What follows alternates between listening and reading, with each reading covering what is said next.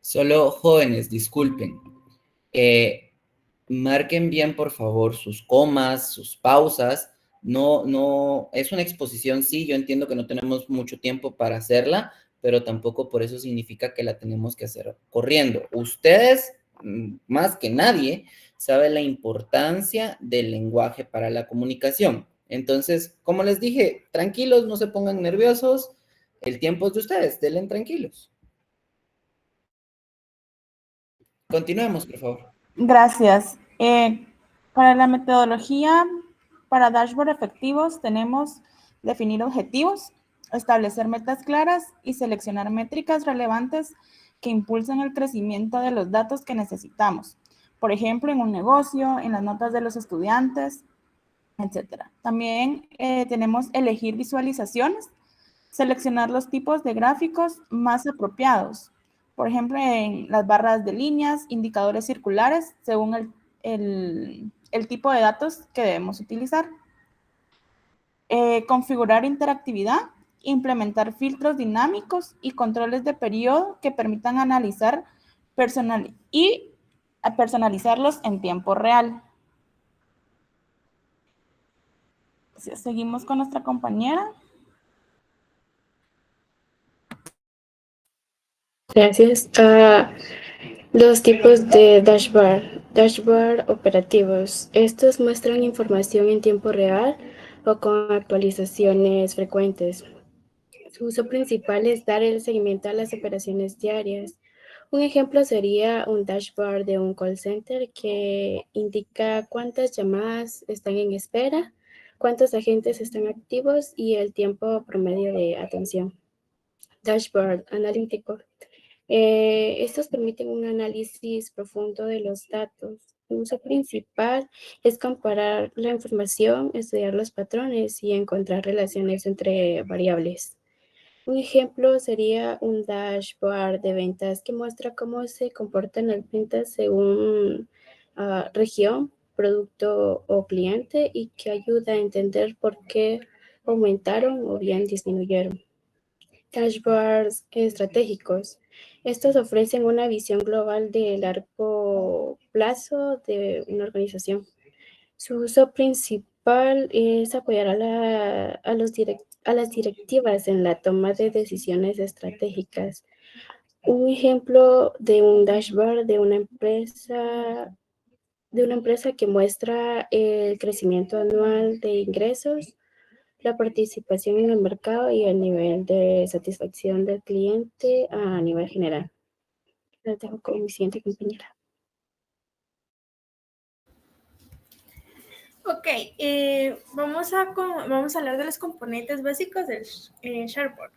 Indicadores clave, que es el HPI.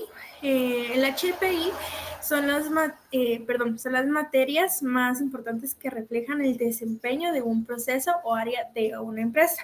Su función es resumir, informar, complejar en un valor fácil o de interpretar. El segundo punto sería gráficos y tablas dinámicas. Las gráficas convierten datos numéricos en representaciones visuales como barras, líneas, pastel, entre otros, lo que facilita la comprensión. Gracias a esas herramientas se puede detectar tendencias, comparativas, resultados y análisis relacionados entre otras variables, ¿verdad? Tercer punto, filtros y sigmatización de datos.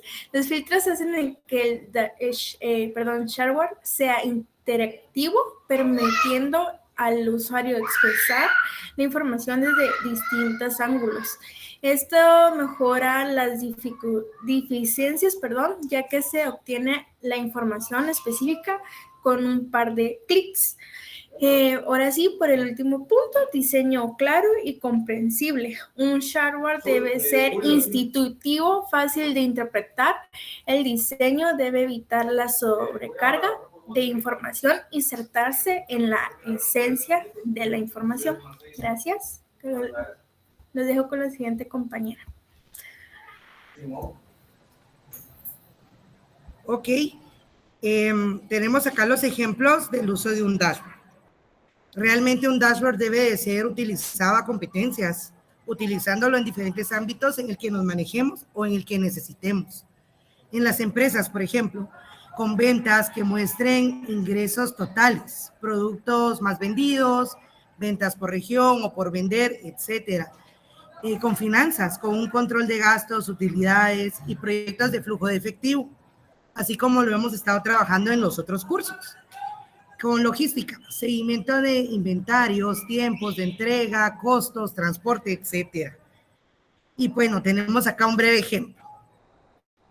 Un gerente puede ver en un solo dashboard si las ventas han aumentado, si los gastos están bajo control y si la distribución está siendo eficiente, solamente con ver la imagen, la ilustración, el dashboard, y no con tener la tabla de datos y estar buscándola.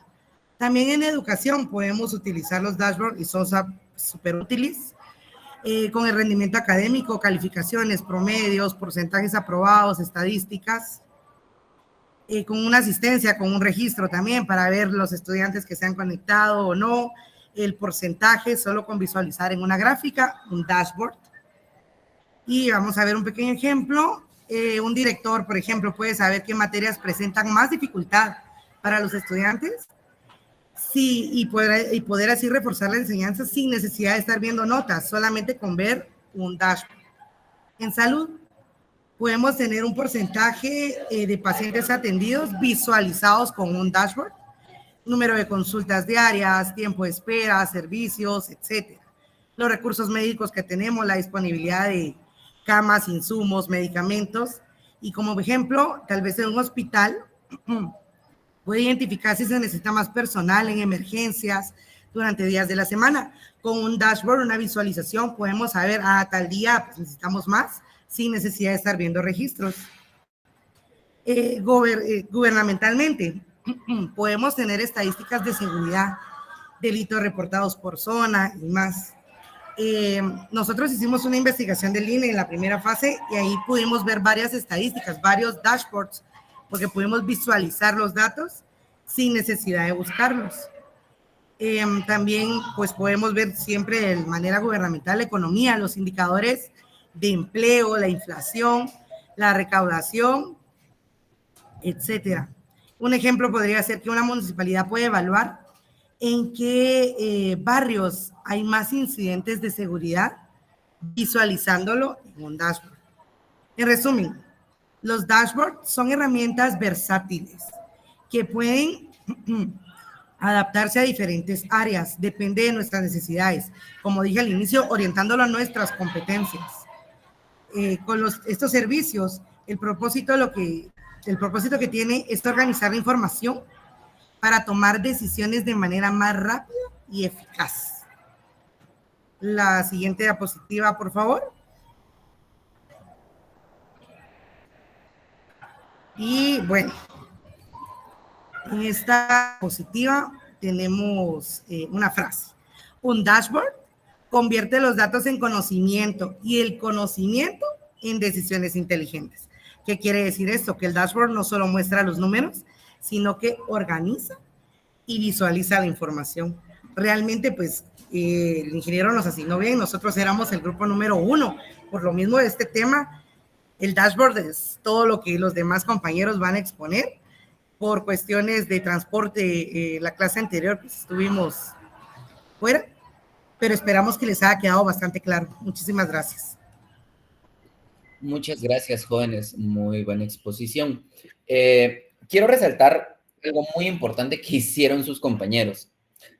El ejemplo más clásico para la estadística son las notas de la clase, pero, como sus compañeros mencionan, podemos utilizar gráficas y estadísticas para muchas ramas, para muchas cosas, desde temas como pacientes hasta temas como delincuencia. Entonces, abramos la mente para no enfocarnos en que solo es para cuestiones de tarea. La estadística y los dashboards y las gráficas funcionan para representar cosas cotidianas que al final nos afectan o nos interesa dar a entender. Uno de los principales programas para hacer dashboard es Power BI. Algunos ya lo conocerán, algunos ya lo manejarán, otros todavía no. Sí tengo la intención de mostrarles un poco de ese programa ya al final. Si no les gusta la estadística, Power BI se los hace todo de un solo.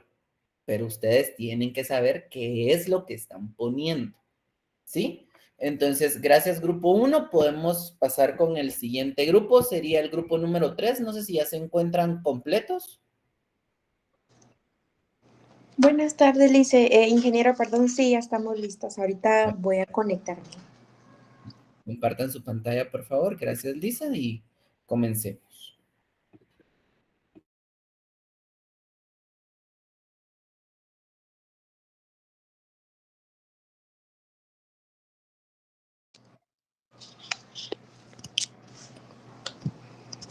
¿Logran ver ahí? Sí, Lisa, sí, logramos ver.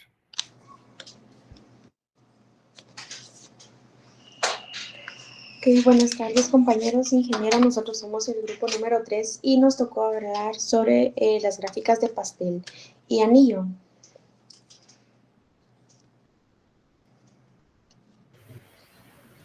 Buenas tardes, yo les voy a hablar de la primera gráfica, que es una gráfica de pastel. Una gráfica de pastel, o también llamada gráfica circular, es un tipo de representación para el análisis de unos datos estadísticos. Tiene la forma de un disco dividido en sectores y sus áreas son proporcionadas a los porcentajes de los distintos componentes de la población estadística. Cada valor del carácter estudiado corresponde a un sector y las medidas de los ángulos de los sectores son proporcionales a los números representados o a las frecuencias asociadas. También la representación de los números negativos es imposible con este tipo de diagrama. Ahorita les voy a exponer la siguiente compañera.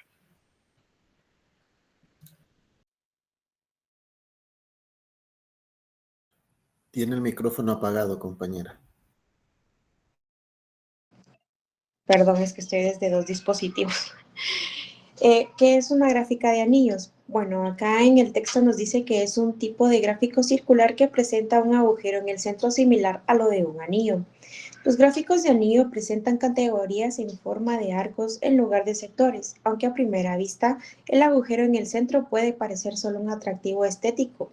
Tiene un propósito mayor al ayudar a los espectadores a evitar confusiones en torno a los parámetros del área. ¿Qué nos quiere decir este texto?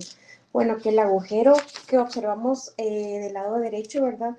No es solamente por estar, sino que también interpreta mejor la información y evita, ¿verdad? Como ya mencioné, que no se confundan los espectadores para la comparación de otras áreas. También quiero mencionarles las partes de esta gráfica.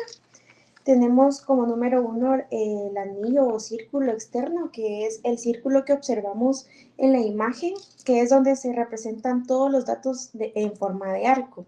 El segundo sería segmentos o arcos, son los que observamos de distintos colores, ¿verdad? Con sus porcentajes. Y también representan cada categoría o valor representado. La tercera sería el centro vacío o el agujero. Estaba investigando y me di cuenta que también lo podemos usar para diferenciarlo de una gráfica de pastel.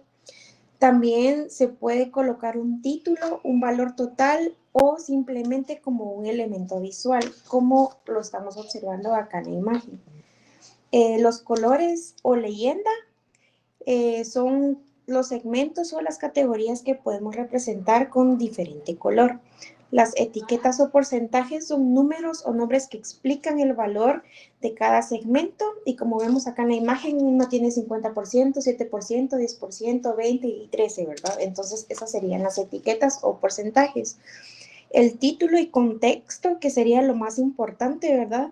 Que es donde puede acompañarse de un encabezado o de una explicación para que se entienda mejor y puedan referirse mejor con los datos. Muchas gracias.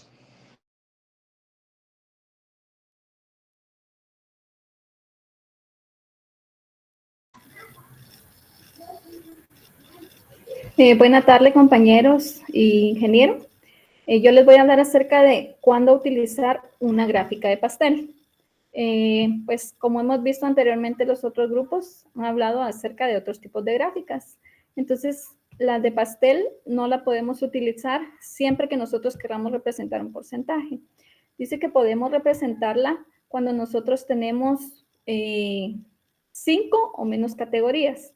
¿Por qué? Porque eso hace que sea más fácil para el lector el poder comprenderlo.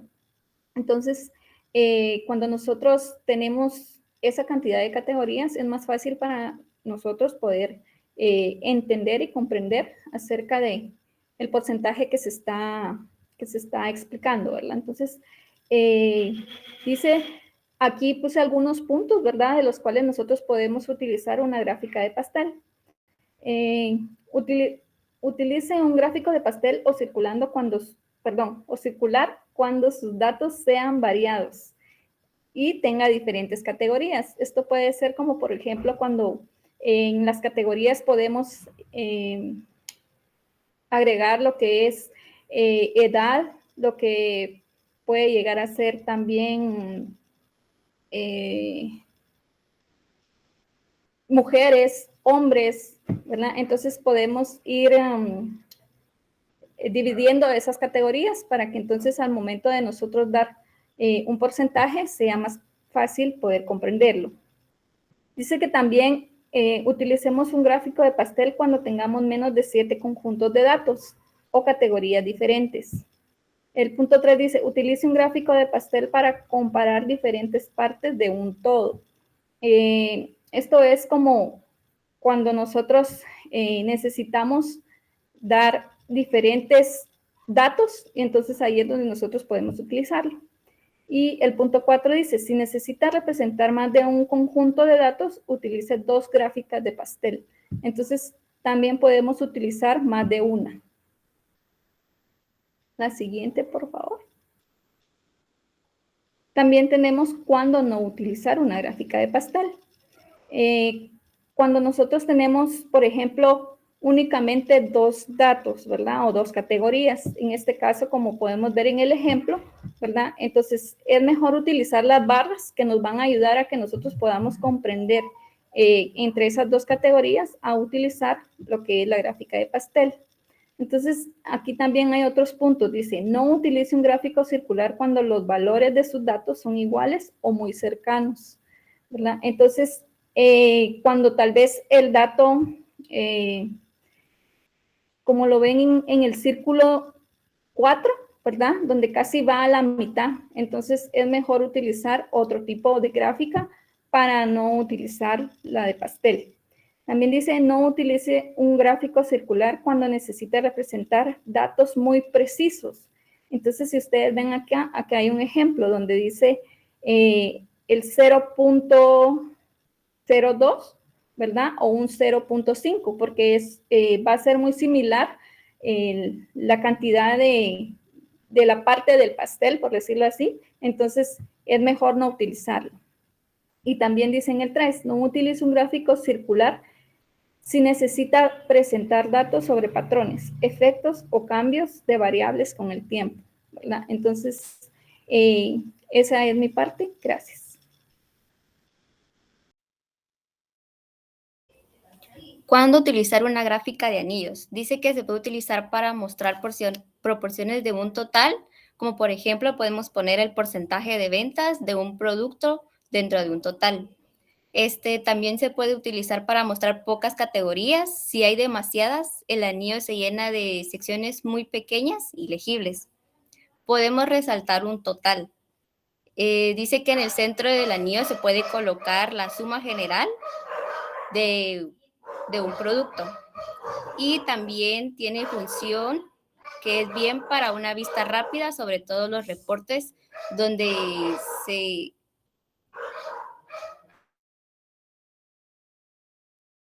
No sé si me escuchan. Sí, Melanie, no se preocupe. Donde se puede utilizar la importancia de algún porcentaje.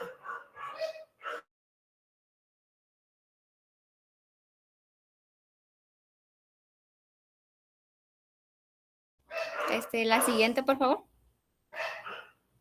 Tenemos los tipos de gráficas de anillos, que es la gráfica de anillos simple, la gráfica de anillos desglosada y anillos exteriores e inferiores. Dice que este es el tipo de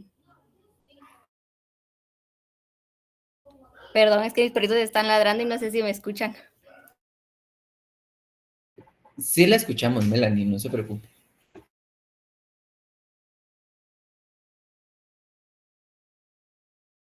Bueno, el gráfico de anillos simples dice que es un tipo de gráfica de anillos más utilizados.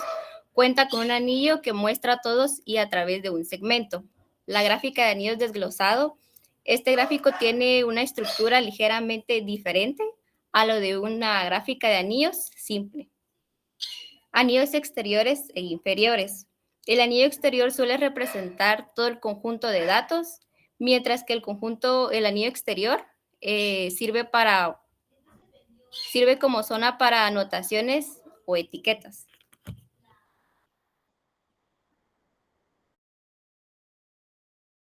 Buenas tardes, y ahora ya vamos a ver cómo se hace una gráfica de pastel o de anillos.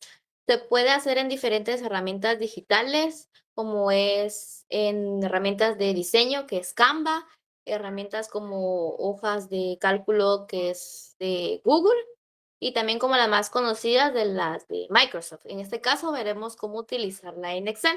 Primero abrimos lo que es la Excel, buscamos lo que es la hoja de cálculo y seleccionamos los datos que queremos utilizar. En este caso tiene un ejemplo de las ventas. Como se había visto, las gráficas de pastel o de niños normalmente se utilizan para mostrar datos globalmente, ya sea de un año, de varios tiempo o de notas, entre otras cosas que han explicado anteriormente mis compañeras. Luego buscamos y la opción de insertar. En este caso, en Excel, la gráfica de pastel lo reconoce como gráfica circular. Y ahí mismo podemos encontrar la gráfica de anillos. Escogemos la que nos parece bien para poder representar los datos. Y nos da automáticamente la gráfica con los datos insertados junto con el nombre de la gráfica, de las categorías y de los datos. Siguiente diapositiva. También podemos utilizarla en lo que es en Word y PowerPoint. Ambas utilizan los mismos pasos. Buscamos insertar, luego gráficos y buscamos la opción de circular, porque como vuelvo a repetir, los reconoce como circular la opción de gráficas de pastel o de anillos. Seleccionamos igual la que deseamos que represente nuestros datos y a diferencia de Excel, que primero seleccionamos los datos que queremos representar. En este caso, primero seleccionamos el gráfico y nos abre después lo que es una hoja, un libro de Excel, donde nosotros podemos modificar los datos que nos va a aparecer y agregar lo que deseamos mostrar en una gráfica de pastel o de círculo, o de anillos, perdón.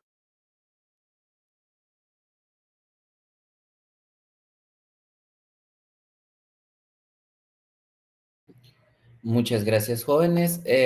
Solo quiero reforzar un poquito acá. Sus compañeros, sus compañeras, porque creo que es un grupo solo de mujeres, no escucha ningún hombre por ahí, ellas hacen énfasis en algo. Las gráficas de pastel, anillos o circulares son gráficas que se utilizan cuando no hay muchas categorías. Principalmente este tipo de gráficas se utiliza para variables cualitativas, no tanto para variables cuantitativas. Sí, ellas hicieron énfasis de que hay que tener cuidado con esta cantidad de categorías, porque si tenemos muchas categorías, la gráfica ya no se entiende. La gráfica da malas interpretaciones porque ya es muy difícil de leer, pero cuando tenemos pocas categorías, sus compañeras mencionaban un máximo de 5, yo difiero un poquito ahí, puede ser un poquito más, un poquito menos, dependiendo de la cantidad que represente cada categoría, pero se pueden utilizar de esta manera. Entonces, muchas gracias por su exposición. Nos tocaría el grupo número 5. No sé si ya se encuentran sus compañeros. Y estamos algunos, no estamos todas, nos van a faltar 3 si no estoy mal. Ok, si quiere, Leslie, démosle paso al grupo número 6 y luego pasa el grupo número 5 para que terminemos de que lleguen ustedes, porque ya no habría más tiempo para poder, ya no habría otro día para poder exponer. ¿Sí, Darling?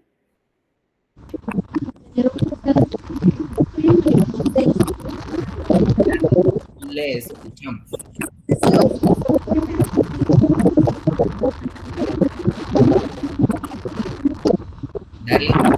tiene mucha interferencia su micrófono.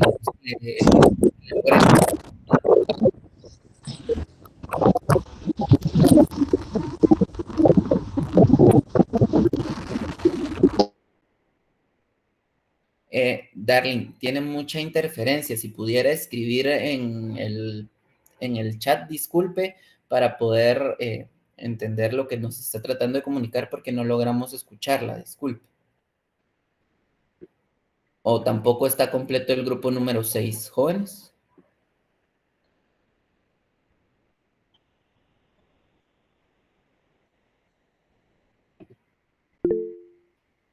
Sí, Catherine.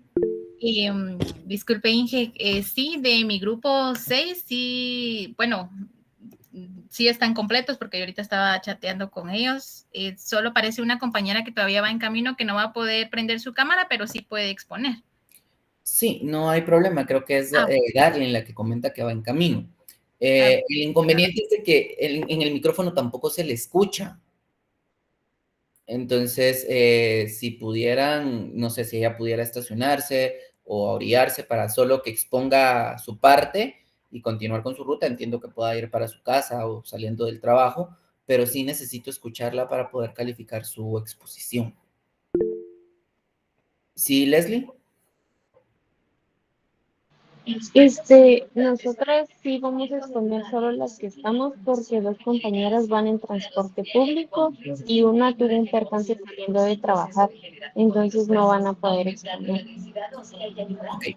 Entonces, por favor, si fuera tan amable, Leslie, te empezamos su exposición de una vez y con sus compañeras que no puedan exponer las tres, 2 o 3, no sé cuántas son las que no van a poder exponer, dígales que me manden un correo y ya veremos qué actividad podemos hacer con ellos. Yo me estacioné, como voy en moto, no sé si ahora sí se escucha mejor. Sí, ahorita sí se le puede escuchar, Darling, pero... Entonces que pasen ellas primero porque si ya había hecho la... Gracias. Empecemos, por favor, grupo número 6. Está bien, Inge. Ahorita voy a compartir, permítame.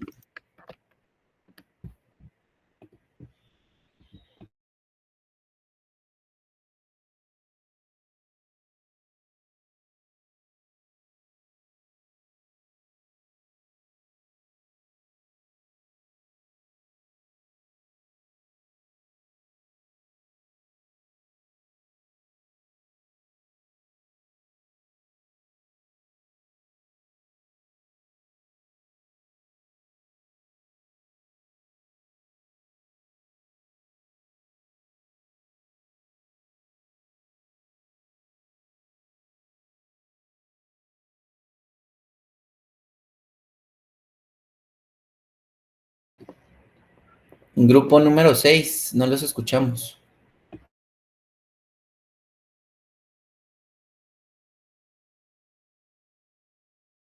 Sí, Inge, permítanos un momento porque fíjese que no me deja, no sé por qué no me deja cambiar las diapositivas. Permítame un momento, voy a dejar de compartir, Inge, permítame. ¿Está bien?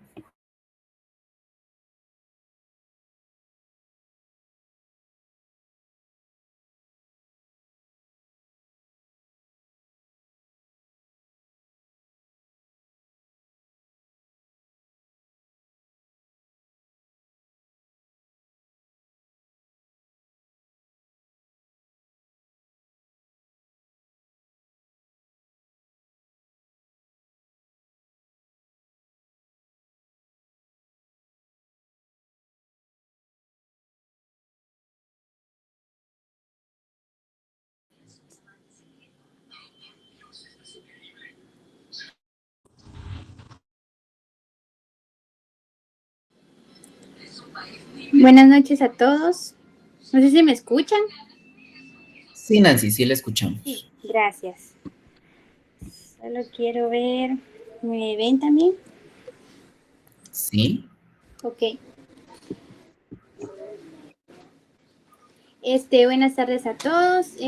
Nosotros somos el grupo número 6. Nuestro tema es de ojivas en el ámbito de la estadística. Nuestros integrantes son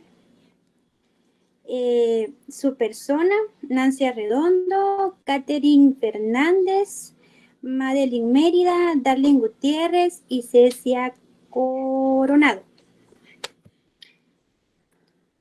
Ok. Compañera, ¿podemos poner los objetivos? Perdone.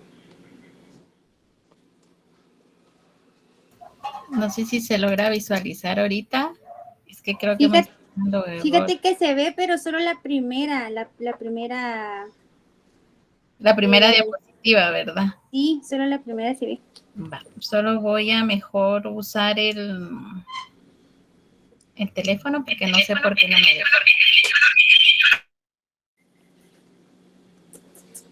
Ok, entonces para mientras, si gustan, las ojivas es una herramienta visual poderosa que nos ayuda a entender y a distribuir los datos acumulados. Es un tipo de gráfica que muestra la distribución de una variable. Se utiliza también para verificar las frecuencias acumuladas de los datos y entender cómo se diferencian las categorías o rangos. Las características es el eje X, que representa la categoría o rangos de las variables, el eje Y, que representa la frecuencia acumulada de datos, y las curvas, que presentan la gráfica muestra la curva que conecta los puntos de frecuencias acumuladas.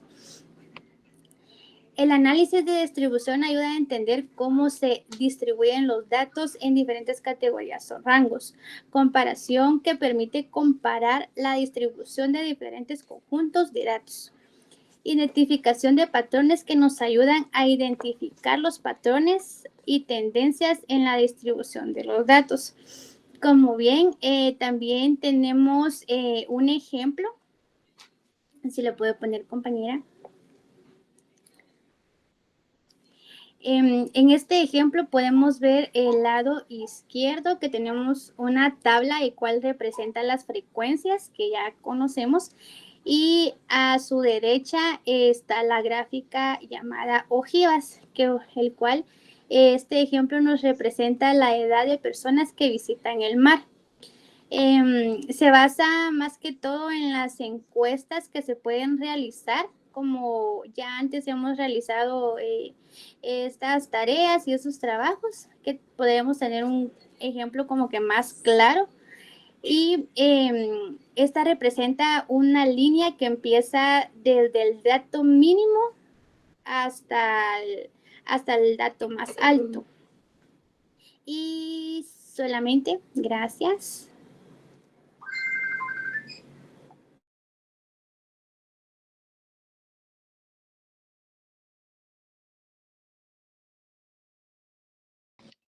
Entre las ventajas de las ojivas tenemos que... No sé si me lo van a escuchar. Ay, perdón. Sí, ¿verdad? Sí, Espero sí. Ok, perdón, es que tuve que conectarme en dos dispositivos. Bueno, yo voy a hablar acerca de los principales usos de las ojivas. Pues en este caso, como explicaba mi compañera anteriormente, las ojivas pues muestran frecuencias acumuladas que ayudan a ver rápidamente cuántos datos están por debajo o por encima de cierto valor. Podríamos decir que las ojivas son un tipo específico de gráfico, ¿verdad? Que se construye a partir de la frecuencia acumulada de los datos y se representa con una línea que va uniendo los puntos acumulados, que era la gráfica que nosotros habíamos visto anteriormente. Uno de los principales usos de las ojivas es, en este caso, visualizar la acumulación de datos. Nos muestra, ¿verdad?, cómo se van sumando las observaciones conforme aumentan los valores. También encontrar medidas estadísticas, que es, por ejemplo, cómo se muestra la mediana, ¿verdad?, los percentiles de manera gráfica. Y también comparar distribuciones, que en este caso, al momento de tener dos ojivas del mismo gráfico, podemos ver qué grupo crece más rápido o acumula antes los valores. En este caso, pues las ojivas, pues prácticamente, ¿verdad?, nos ayudan a explicar cómo se ven los resultados, más que todo, ¿verdad?, de forma en que una persona, ¿verdad?, que no cuenta con muchos, ahí sí que información acerca de estadísticas, ¿verdad?, se podría decir que la muestra de una forma más fácil, ¿verdad? Más fácil que ver números en una tabla.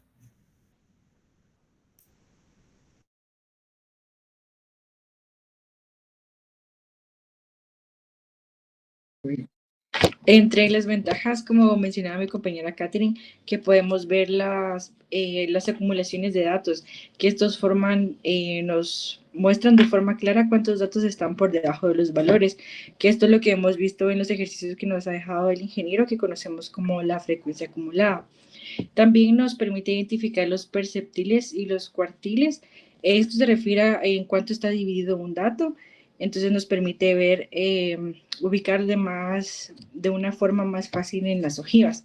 También compara las distribuciones que se pueden separar en varias ojivas y así pues es más fácil la comparación. También facilita la interpretación de los datos agrupados cuando están por intervalos. Permite ver las distribuciones si es simétrica o no. Y el trazo pues es muy simple, ya lo pudieron ver, que es a través de una tabla de frecuencias. Entonces ya, ahí, eso sería todo.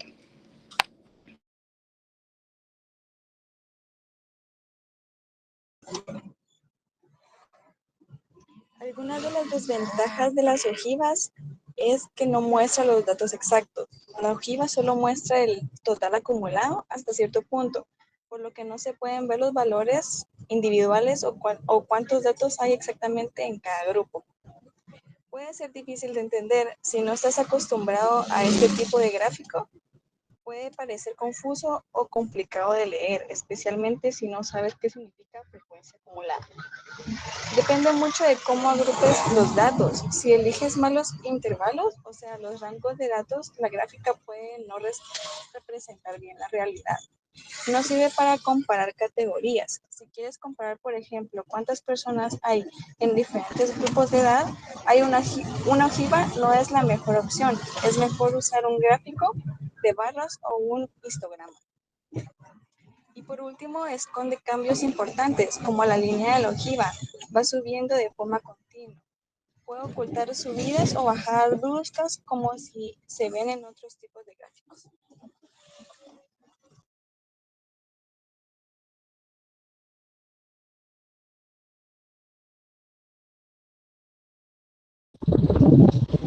Perdón, es que me moví un poquito porque no tenía mucha señal donde estaba. No sé si me logran escuchar bien ahí. Sí, compañera, sí se escucha. Vamos a escuchar.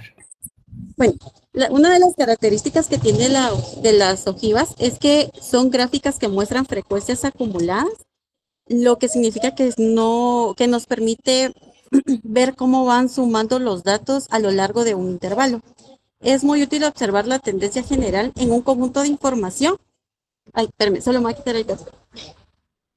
En un conjunto de información, por lo que debemos de tomar en cuenta que, como decía mi compañera, esta está con lo que son dos ejes. El eje X, que se representa de la manera horizontal, esta pues nos indica lo que son los valores, los valores de los datos.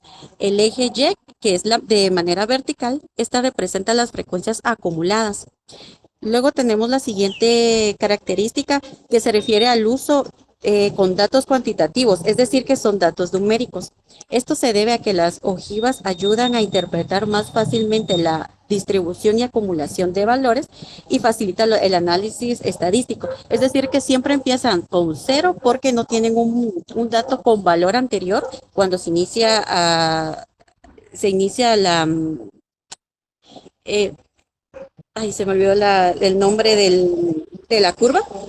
Y al final pues se termina siempre con el 100, ya que representa la totalidad de los datos.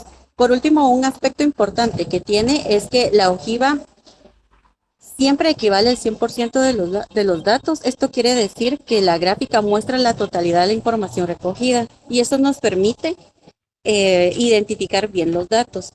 Es de tomar en cuenta que esta línea siempre tiene que ir para arriba y no para abajo, por lo que así nos ayuda a identificar mejor cuando poder ver los puntos, por ejemplo, un 50%, un 75% de las estadísticas, por lo que con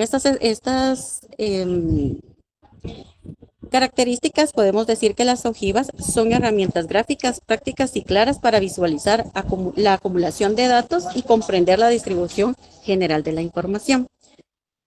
Gracias.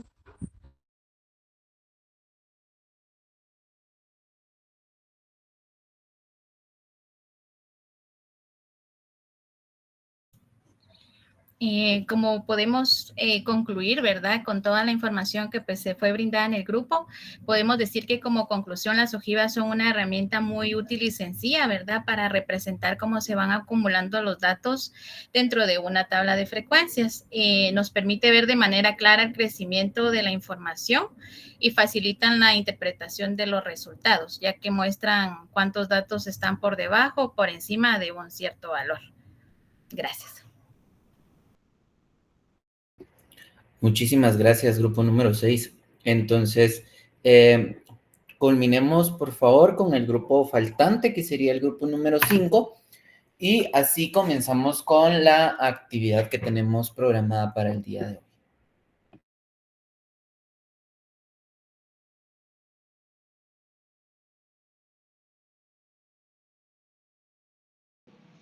No sé si ya logran ver la pantalla. Sí, Leslie, podemos ver su pantalla. Ok. Buenas tardes, compañeros. Ingeniero, nosotros somos el grupo 5. Nuestro tema son los polígonos de frecuencia. Y nuestro grupo está conformado por Shirley Noemi Paz, Yerlin Magali Calva, Sandra Patricia Tun, Pamela Rachel Castillo, mi persona Leslie Noemí y Dana Sofía. ¿Qué son los polígonos de frecuencia? Es un tipo de gráfico lineal que representa la distribución de una variable cuantitativa, mostrando la frecuencia o el número de ocurrencias de cada valor o clase de datos. Se utiliza en estadística para mostrar la forma en que se distribuyen los datos de una muestra o población.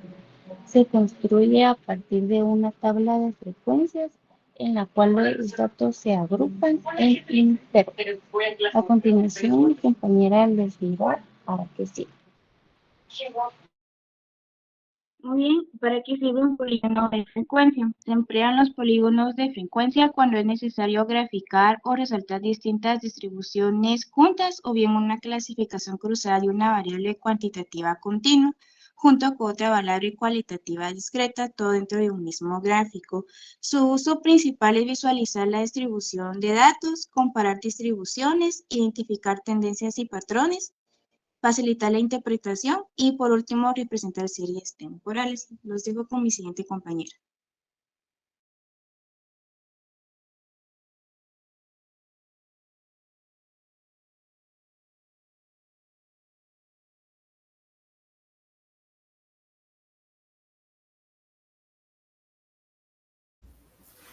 Buenas tardes, compañeros y licenciados. No sé si me logran escuchar. Sí, Noemí, la escuchamos. Ok, gracias. Solo, Leslie, si puedes pasar a la siguiente diapositiva, por favor.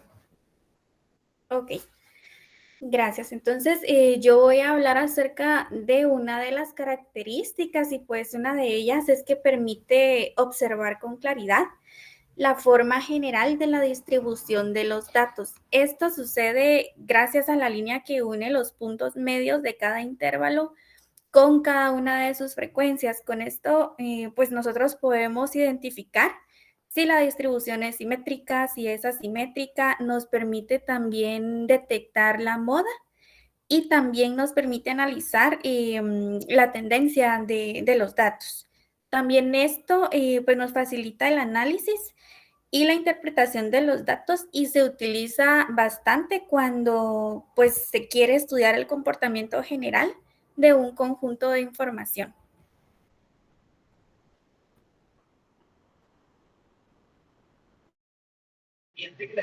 Otra de las características que tiene es la línea quebrada. Este diapositivo le tocaba a una de las compañeras que no está.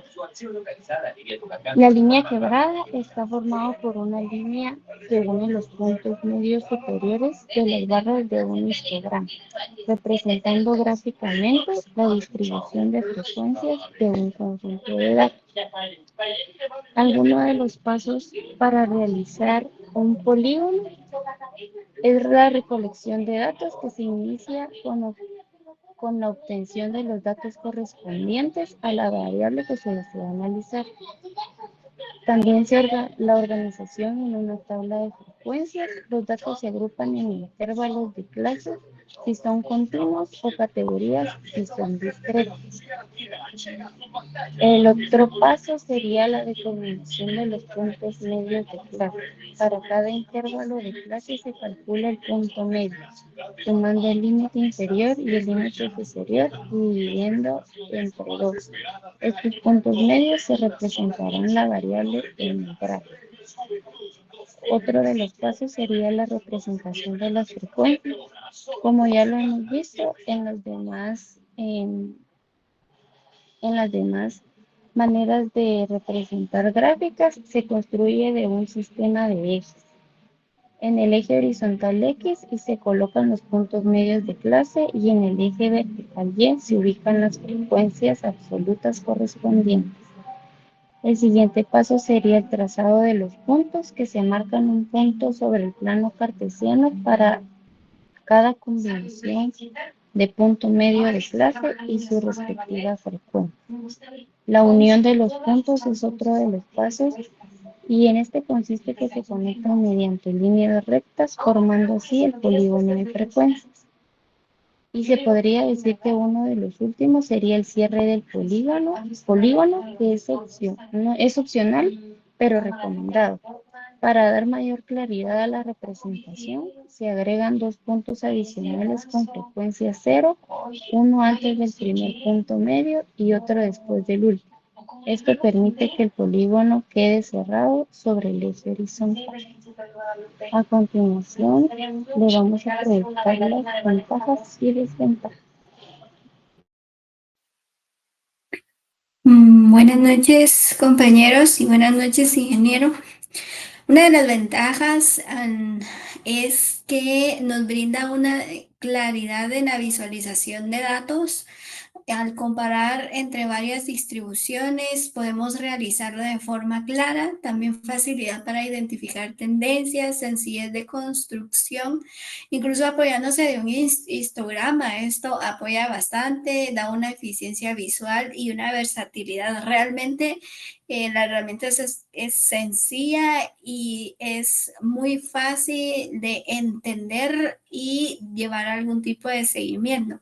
Sin embargo, también tiene desventajas como dependencia de los intervalos, menor precisión visual. Cuando la data es muy pequeña, usualmente hay una menor precisión, interpretación menos intuitiva para algunos públicos, pérdida de detalles en distribuciones pequeñas, menor impacto visual en presentaciones y porque requieren puntos adicionales en los extremos. Entonces, realmente, aunque tiene sus ventajas, el detalle, al llevarlo al detalle, creo que ahí tiene su mayor desventaja, pero realizando una presentación amplia, creo que es una herramienta muy útil.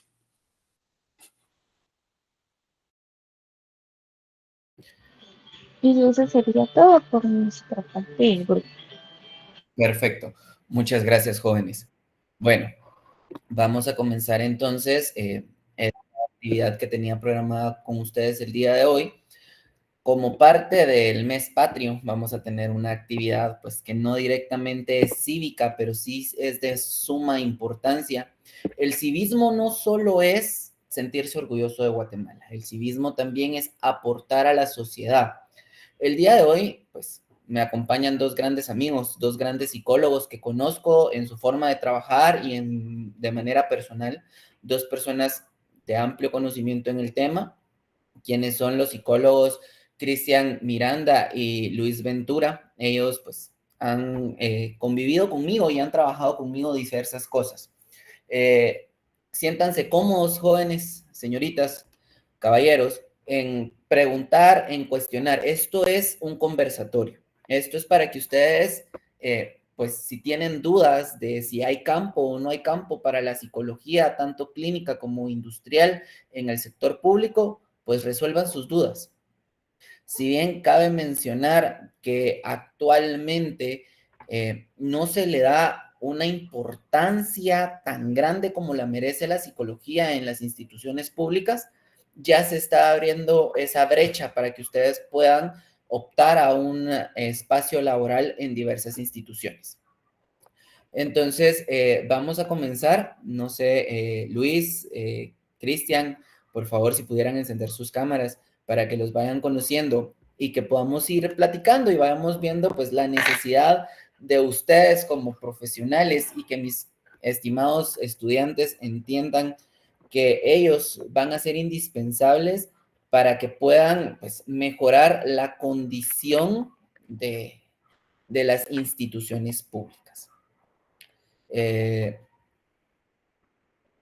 Si quieren, comenzamos. Okay. ¿Qué tal? Muy buenas tardes. Gracias, Julio. Mucho gusto. Estudiantes, ¿verdad? Mucho gusto también. Para mí es un honor poder estar acá con ustedes y poder compartir un poco, ¿verdad? De lo que mencionaba acá Julio, ¿verdad? Lo que es la psicología, ¿verdad? Y qué aporte principal, ¿verdad? Tenemos nosotros como psicólogos, cuál es, digamos, nuestra tarea fundamental, ¿verdad? Que nosotros estamos comprometidos también, ¿verdad? Como decía Julio, si bien es cierto, si tiene que ver algo cívico, pues es de poder contribuir a la digamos, a Guatemala, ¿verdad? En una mejor reforma, en mejores profesionales, ¿verdad? Y pues por eso es que hoy estamos acá, ¿verdad? Para poder conversar, para cualquier duda que ustedes pues puedan tener. Nosotros como, en mi caso, pues como empleado público, ¿verdad? ¿Qué impacto puede tener la psicología, ¿verdad? En el sector público, pero también, ¿verdad? Ir buscando todas esas inquietudes, buscándole respuestas a las inquietudes que a ustedes les pudieran surgir, ¿verdad? Y pues desde ya estoy para servirles. Mi nombre es Luis Ventura. Como bien lo mencionaba Julio, pues soy psicólogo clínico, ¿verdad?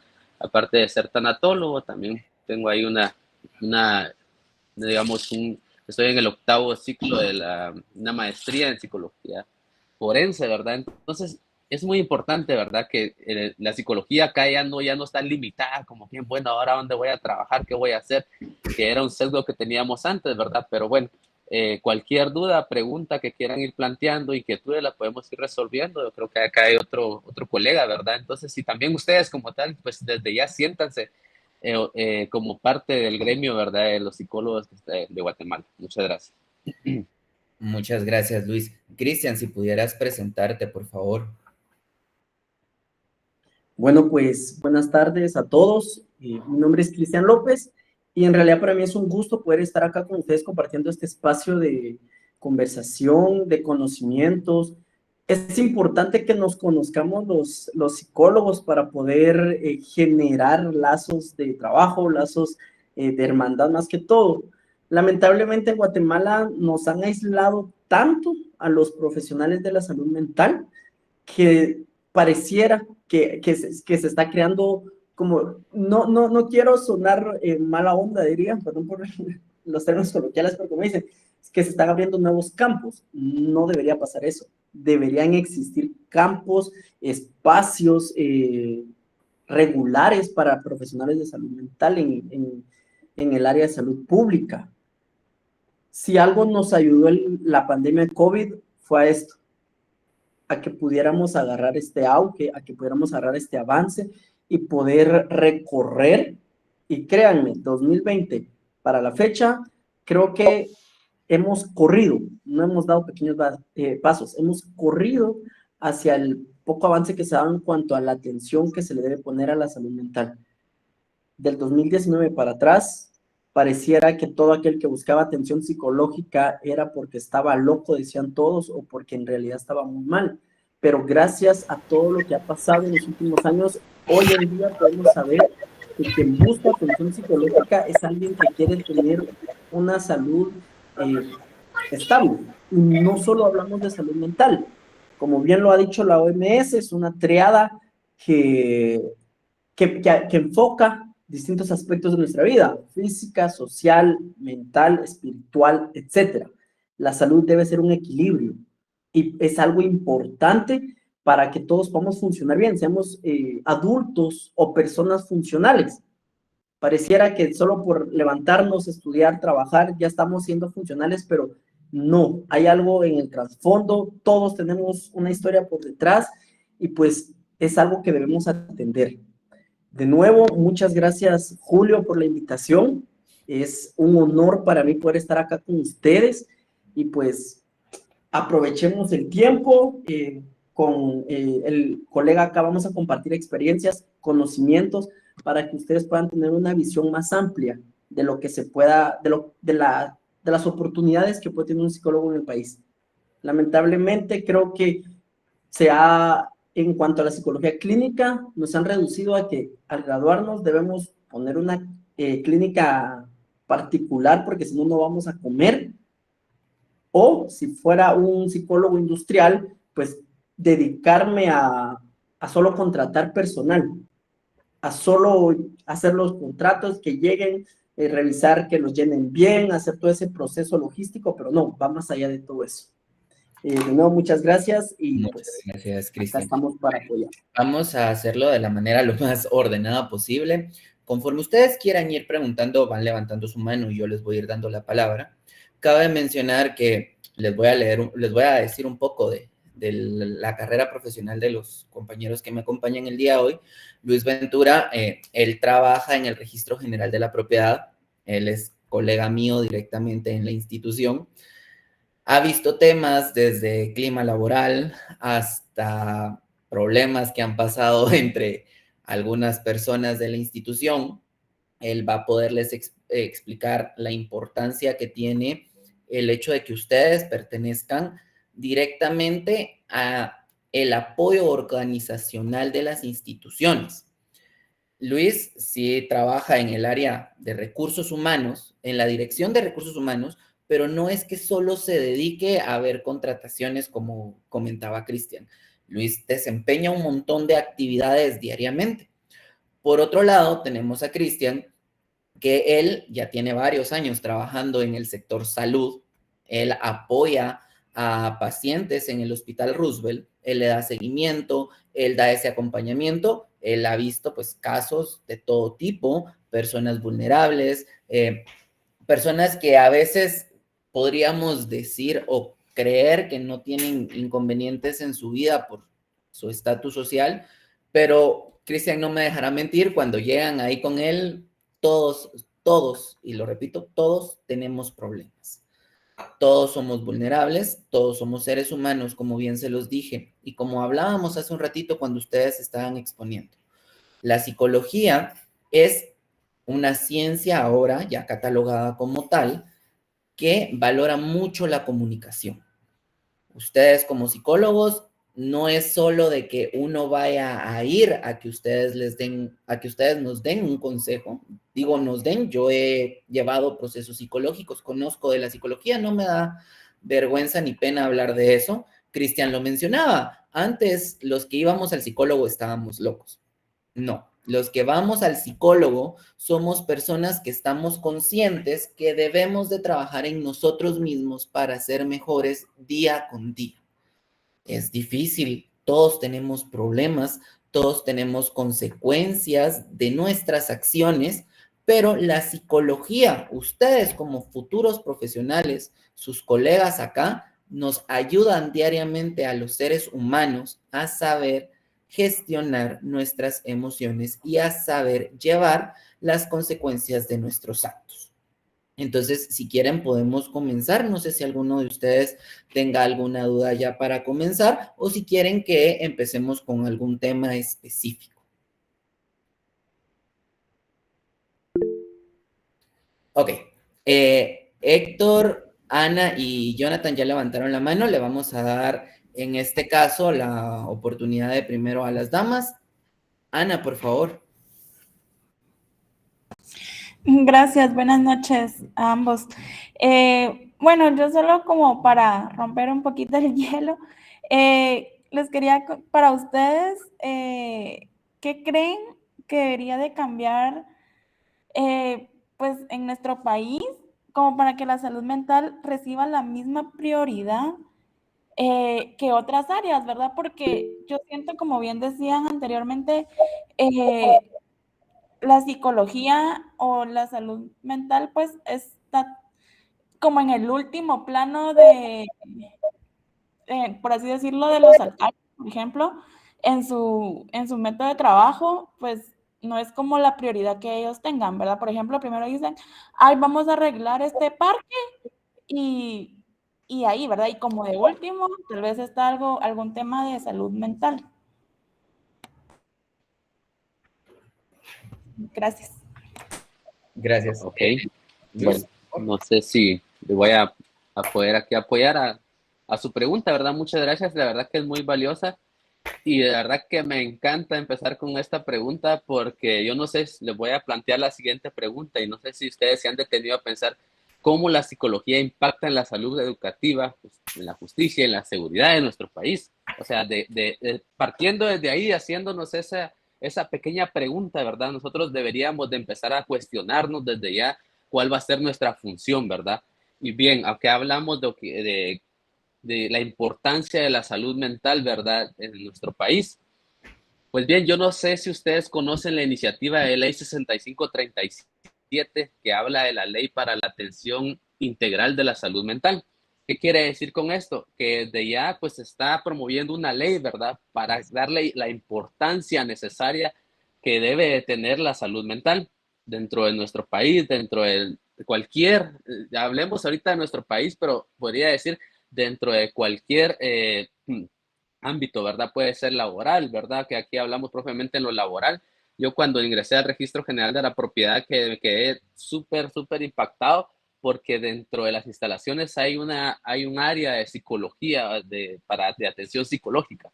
Entonces, cuando uno ve estos avances, ¿verdad? Que tal vez en un momento pues se podrían decir, como que dice, bueno, aquí sí hay un cambio, aquí sí hay alguien que se interese por la salud, ¿verdad?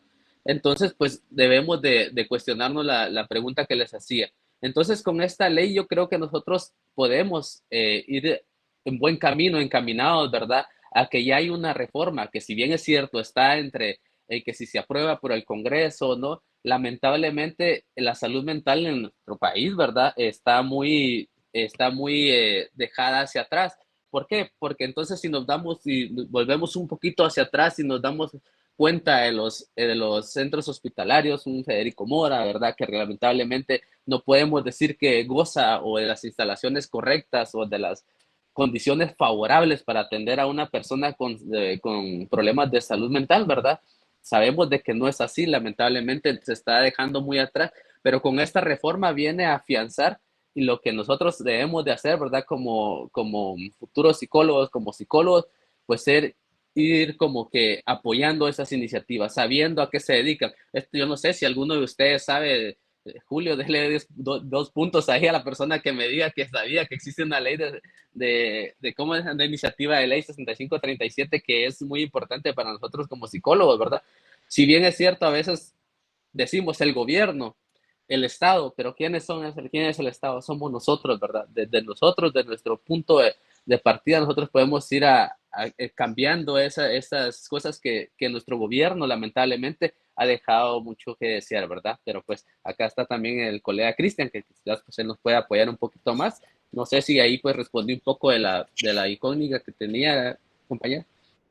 Si quieren, gracias Luis por su intervención. Ana, disculpe. No, solamente darle las gracias a Luis. Muchas gracias. Si quieren, para darle espacio a ambos profesionales, vamos a ir alternando las preguntas. En este momento, Héctor sería el siguiente.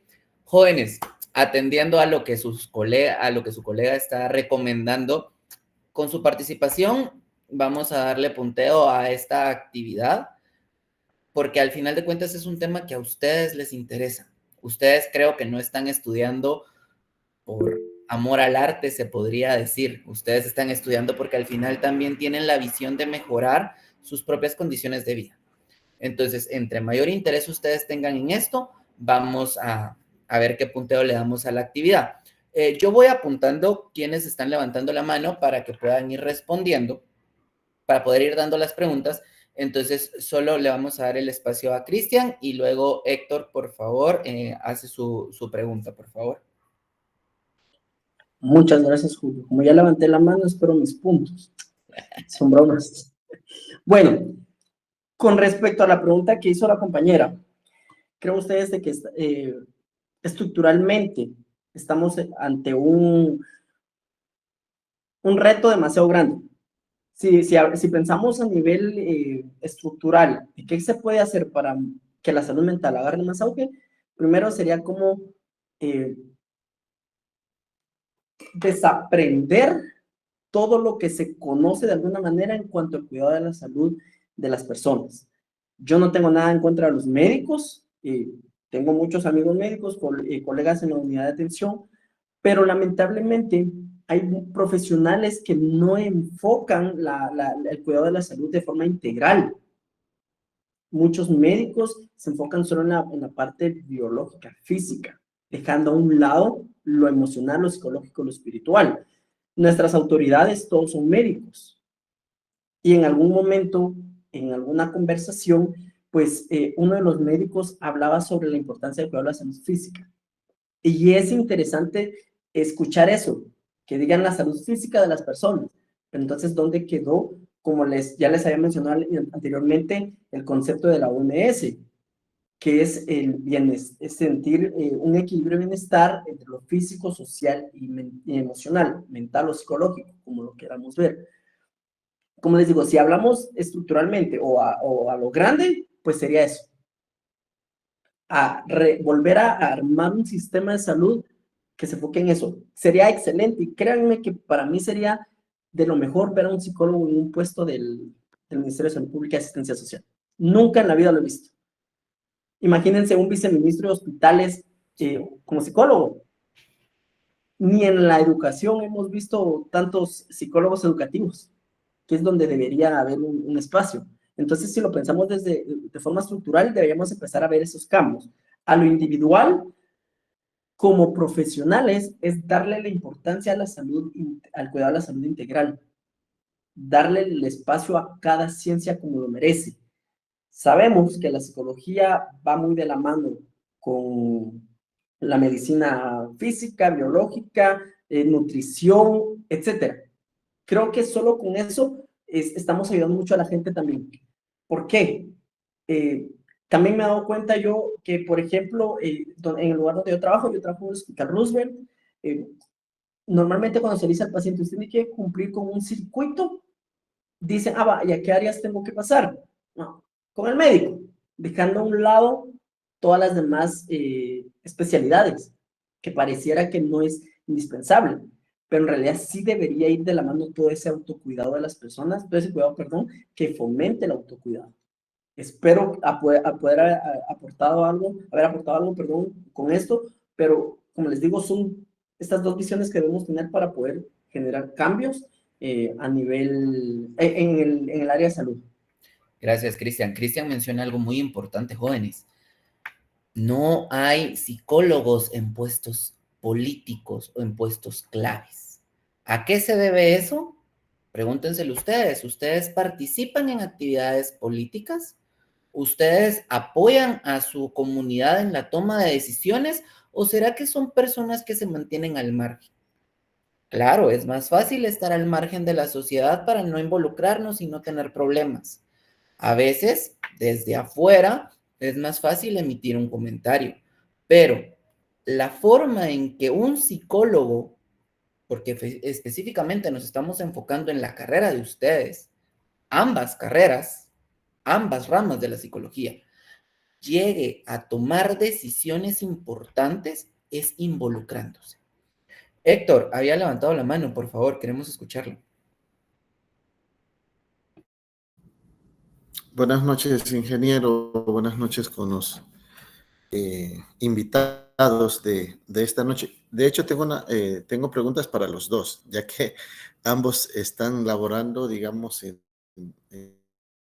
instancias distintas,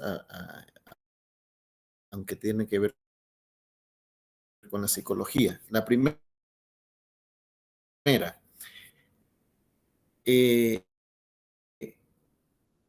como decían hace un momento, vivimos en una sociedad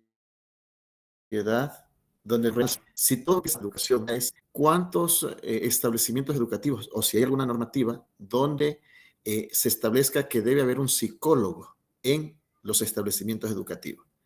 Pensando un poquito en toda la problemática social que encontramos, ¿verdad? Pandillas, peleas y demás cuestiones en establecimientos educativos. Y segundo, en el ámbito laboral, sin duda alguna se habla, digamos que hay una ley que protege incluso a los niños y adolescentes, pero vemos en Guatemala una cantidad de niños y adolescentes que trabajan, que no estudian.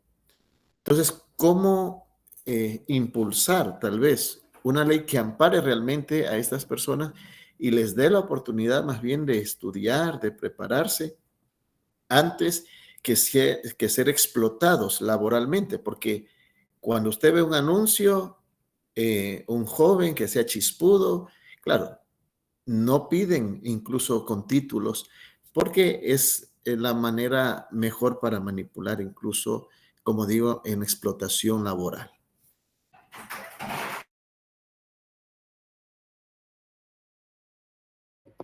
Perfecto. Bueno, no sé, Luis o Cristian, ¿quién de los dos desea responder? Quiero hacer un énfasis. Cristian está directamente en tema del Ministerio de Salud y Luis está en tema de la institución descentralizada que es el Registro General de la Propiedad. Si quisiéramos enfocarnos un poco más en tema educativo, puedo conseguir el apoyo para una próxima sesión o una próxima actividad de un psicólogo que esté en el área de educación en el sector público.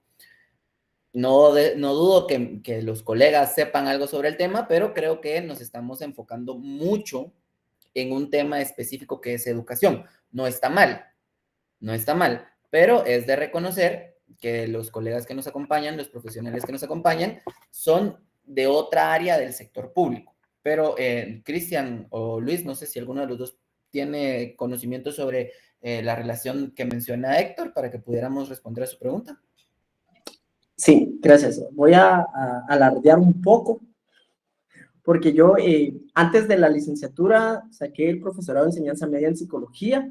Entonces, si algo hemos aprendido en Guatemala es de que, diría por ahí un término que no mucho me gusta, pero pues nos lo han acuñado a todos a veces en los centros de atención pública. Somos todólogos, tenemos que aprender a desenvolvernos en muchos temas. Y es más, la misma preparación dentro de la universidad pública te enseña a tener que ser innovador, tener que aprender muchas cosas, ser muy autodidacta. Con respecto a lo que decía el compañero, lamentablemente no hay en la educación no hay una legislación que diga que tiene que haber un psicólogo en cada centro educativo, aunque por lógica debería haber un psicopedagogo, si lo viéramos desde esa perspectiva. Pero sí hay legislación que de alguna manera obliga al Estado a tener la atención integral en los centros educativos. Por ejemplo, la Ley de Educación Especial para Personas con Discapacidades. Significa que en todos los centros educativos debería haber un psicólogo educativo, o para su efecto, un psicopedagogo, terapistas de lenguaje. Deberían haber instituciones especializadas en la atención a personas con esta condición. También está la política de educación inclusiva. Perdón si no les puedo dar como el número de ley, pero soy muy malo para la memorización de leyes, pero sí tengo claro estas situaciones, que sí debería asegurarse que hubieran en algunos casos especiales la presencia de psicólogos. ¿Quién ve eso? Pues los mismos directores de las instituciones, y eso es lo lamentable, que siendo parte del personal esencial que debe asegurar la buena atención de las personas, de los estudiantes, muchas veces se deja eso en blanco, se da por enterado. Y no me voy a quedar solo en las instituciones educativas, sino incluso en los centros de atención pública, hospitales. Si una lucha tenemos nosotros en este momento es poder tener intérpretes en los hospitales para poder atender a personas que tengan discapacidad auditiva, que necesiten comunicarse a través de la lengua de señas. Es algo que debería estar en todos lados. Y la Escuela de Psicología de la Universidad de San Carlos de Guatemala, no sé si ustedes lo sabrán, tiene como parte del pensum también poder preparar a los psicólogos en cuanto a lengua de señas. Porque imagínense, un psicólogo que vaya a atender a alguien que tenga esa discapacidad o esa condición va a ser difícil. Entonces, es pensar en todas estas particularidades que hay en Guatemala. Somos un país pluricultural, multicultural, y debemos estar preparados para todo. Resumiendo, perdón, sé que me puedo ir por otros temas, pero es muy, a mí me gusta mucho hablar sobre esto para que todos tengamos conciencia. Pero regresando a la pregunta inicial, no existe una ley que diga que debería haber un psicólogo en cada centro, pero sí hay leyes que podrían ayudar para que esto pudiera ser. Incluso, no sé si a ustedes al salir de diversificado les hicieron el famoso examen vocacional. Yo creo que para Julio y los de mi época, que ya me voy a echar de cabeza, que tengo unos añitos, nos hacían ese examen vocacional para saber a qué carrera optar a la universidad. ¿Y quién lo debería ser? Un psicólogo educativo, que el psicólogo educativo ese es su punto, poder saber cómo aprenden las personas, poder diseñar currículos que beneficien a todos. Recordemos, unos aprendemos viendo, otros escuchando, otros viendo y escuchando, otros tal vez solo en la práctica. Como diría ustedes me corrigen, pero siempre me confundo con esos dos autores. Piaget, el aprendizaje significativo tiene que estar presente en todos los procesos educativos, incluso en la universidad. Julio debería tener esto claro, y más cuando manejamos números. Tenemos que llevar la práctica con la teoría para poder aprender mejor. Y si caemos a la cuenta, entonces, incluso hasta en la universidad deberían haber psicólogos. ¿De qué hay ahí? En la Facultad de Psicología obviamente van a encontrar, pero preguntémonos, yo en el lugar de donde estudio, ¿tengo acceso a psicólogos clínicos para mi cuidado? ¿Tengo acceso a psicólogos educativos que me ayuden sobre temas relacionados a mi aprendizaje? ¿Sobre temas relacionados al currículo que yo estoy llevando? ¿Tengo orientadores vocacionales que me ayuden a elegir qué carrera, qué maestría o a qué empresa o en qué puesto puedo optar? Preguntémonos todo eso. Deberían haber psicólogos presentes desde que nacemos prácticamente hasta que morimos. Espero haber aclarado algo, haber aportado, y gracias. Jóvenes, me alegro que estén participando. Ojalá sí participaran en las clases conmigo, miren. Que la verdad, que emocionante que les esté pareciendo interesante el tema. Jonathan había levantado la mano. Miren, ya casi son las 7 de la noche. Yo sé que muchos tienen algunas actividades que realizar. Entonces, si alguno de ustedes, pues, por X o Y razón debe retirarse, no hay ningún inconveniente. Los que quieran quedarse, claro, si los profesionales cuentan también con el tiempo, podemos seguir desarrollando la actividad. Jonathan, no sé si se encuentra por ahí para que pueda hacer su pregunta.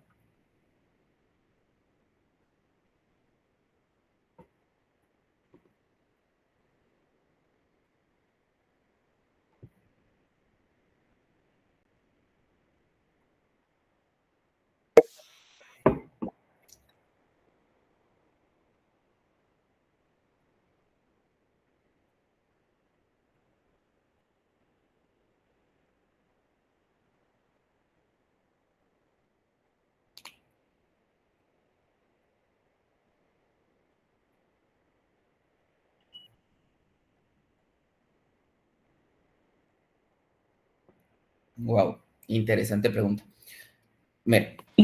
Muchas gracias. Perdón. Por favor. Como dijo el compañero ahí, me voy a pintar un poquito. Bueno, muchas gracias ahí por la pregunta, Jonathan. De hecho, pues como mencionaba al inicio, soy tanatólogo y la tanatología justamente habla de procesos de pérdida y de duelo. Pero no vamos, cuando nosotros hablamos de tanatología o pérdidas, muchas veces lo hemos relacionado a pérdidas de personas o seres queridos, que también es válido. Pero la tanatología, pues es una disciplina, ¿verdad?, que atiende todas las pérdidas, digamos, en este caso, una pérdida laboral, una pérdida, digamos, de identidad, una pérdida económica, todo lo que tenga que ver con una pérdida, digamos, sentimental, tiene que ver y lleva un proceso de duelo. Las etapas del duelo, como pues nosotros podríamos hablar de nuestra autora favorita, que es Elizabeth Kubler-Ross, pues ella maneja 5 etapas, ¿verdad? Entre esas está la negación, la ira, la depresión, que estas etapas realmente no es que sean, Jonathan, las etapas que si yo le estoy poniendo la negación, la ira, sean de manera lineal, ¿verdad? Esto es como una montaña rusa, hoy puedo estar bien, o sea, se me presenta la pérdida de algún ser querido, hablemos propiamente de una persona, y puedo estar aquí en la parte de negación. Al día de 3 meses yo puedo estar como en una etapa arriba, un pico, digamos, un valle, donde yo me pueda estar tranquilo. Al otro llego nuevamente de tristeza y esto viene de regresión. ¿Cómo lo manejan las personas? Es un proceso propio, es como una huella dactilar, es un proceso único que no se puede comparar con ninguno porque mi pérdida no se va, en este caso, se va a comparar con la suya, ¿verdad? Si nosotros vemos cómo te lo explico, es como que nosotros tuviéramos ahorita un elefante enfrente, pero yo estoy adelante, usted puede estar a un lado, mi otro de Julio puede estar a la derecha, izquierda, cada uno de nosotros va a tener diferente perspectiva y va a ser desde nuestra propia perspectiva, desde nuestro punto, cómo vamos a llevar nuestro proceso. Entonces, acá no es que la persona maneje un proceso de duelo que uno diga, bueno, venga mañana, veamos el proceso de duelo. Usted hoy está en la negación y yo mañana digamos, no yéndome solo por la razón y diga, ya en 3 meses usted ya tiene resuelto su duelo, porque también entonces acá nosotros podríamos estar haciendo un duelo ficticio, ¿verdad? No estamos llegando a la realidad. Como le digo, diferentes autores, está Bowlby, que también es uno de los pioneros también en el tema de las etapas del duelo. Cada uno puede tener de 5 a 6 etapas, como le mencionaba, ¿verdad? Pero no propiamente se van a llevar de la manera que ustedes, digamos, o que el duelo como tal, porque si uno dice, bueno, ¿cómo están las etapas del duelo? Tiene que cumplir uno con ellas, ¿verdad? Sino que cada una, pues, puede ir, digamos, viviéndose en cada momento. Por ejemplo, ya le decía, pues nosotros hablamos de la negación, podría ser como la inicial, ¿verdad? Cuando nosotros tenemos un proceso ahí de pérdida, está la ira, bueno, ¿por qué le pasó a él? ¿Por qué no hablemos así de naturalmente, por qué no se falleció un delincuente? Bueno, entonces llegamos a la negación de que no quiero saber que la persona como tal está llevando que se haya muerto, no puedo creer que esa persona ya no esté. Está la depresión, ¿verdad? Nosotros, bueno, caemos, si es un ser muy cercano, pues llegamos a tener depresión, ¿verdad? En algún momento. Y bueno, llegamos a la etapa de la aceptación. Hay que tener muy claro que el duelo no es que uno se resuelva, sino que uno aprende a vivir sin ese ser querido. ¿Cómo es? Es ir al pasado y regresar al presente con una sonrisa, ¿verdad? Sabiendo de que estuvo, pero que ahorita pues sabemos de que ya no está, pero honramos su presencia con nuestros quehaceres del día a día. No, aquí podemos hablar si quieren unas 5 horas, 4 horas, porque el tema es muy grande, pero básicamente es como se lleva el proceso de duelo, ¿verdad? Esas son las 5 etapas que nosotros como tanatólogos dominamos, y le voy a dar 3 puntos claves que son como que qué se mide en el proceso de duelo, es con qué frecuencia se presenta, digamos, en este cuento de los episodios, cuánto tiempo atrás usted lleva el proceso de duelo, y sobre todo la duración. Si hablamos de que ya pasó más de un año, es un tema un poco más, digamos, ya se crea algún tema de patología. Pero pues no quisiera seguir ahondando en este tema, que es muy importante. En lo personal, pues como conozco esto, pues podría hablar aquí de básicamente una hora, pero entiendo que hay otros compañeros y por respeto a ellos, pues también le dejamos la palabra. Gracias, Luis. Sí, cabe mencionar ahí, disculpe, Jonathan. Diga.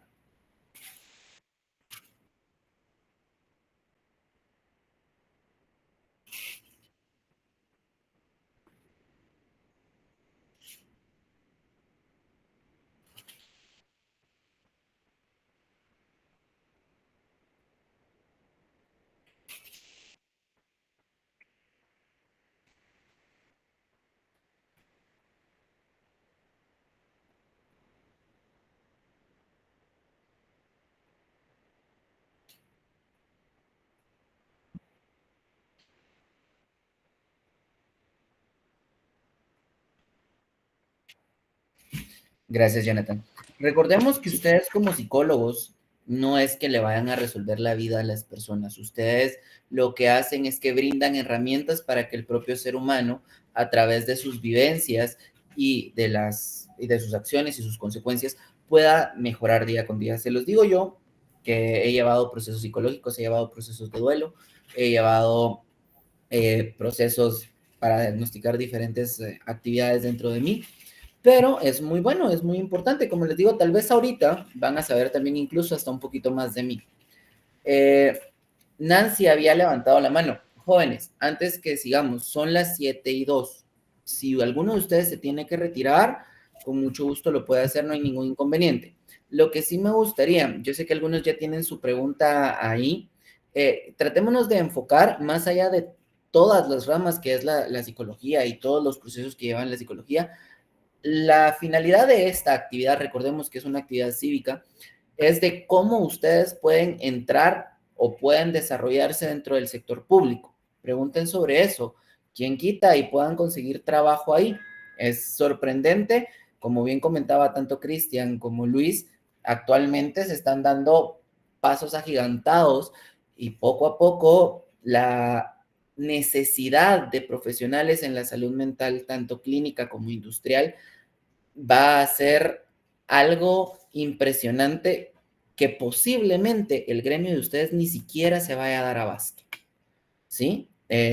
Para no movernos tanto de los temas, cuando mencionaban sobre la ley de la salud mental, una de las carías o de las críticas de esa ley es si Guatemala cuenta con la cantidad suficiente de profesionales en salud mental para que esta ley surta efecto. ¿De qué va a servir que tengamos una ley que proteja la salud mental, que atienda la salud mental, si no tenemos profesionales que velen por el cumplimiento de dicha ley?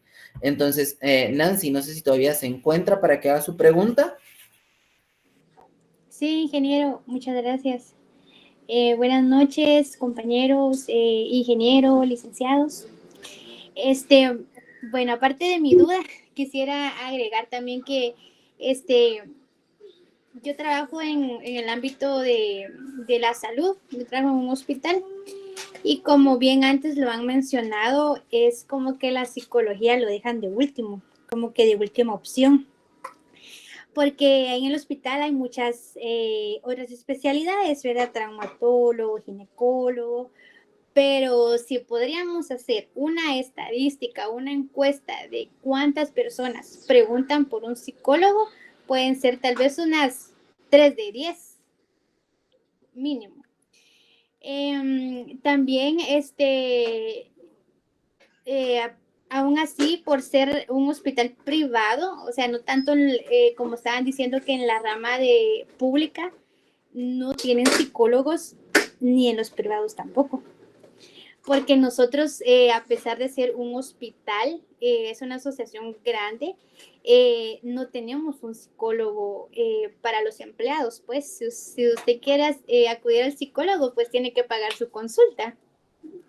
Entonces siento que también no es solo en lo público, sino que también en lo privado. Y son cosas que, por ejemplo, hoy nos fueron a hablar, nos dieron una capacitación de un descuento del IRS, que no sé qué, que no sé cuánto, que antes no se aplicaba, pero ¿por qué no aplican eso? De que como empleados también necesitamos terapia, no como han dicho que solo porque estamos locos o algo por el estilo, aunque sea una vez al mes, ¿verdad? Tener una cita con el psicólogo que nos ayuda.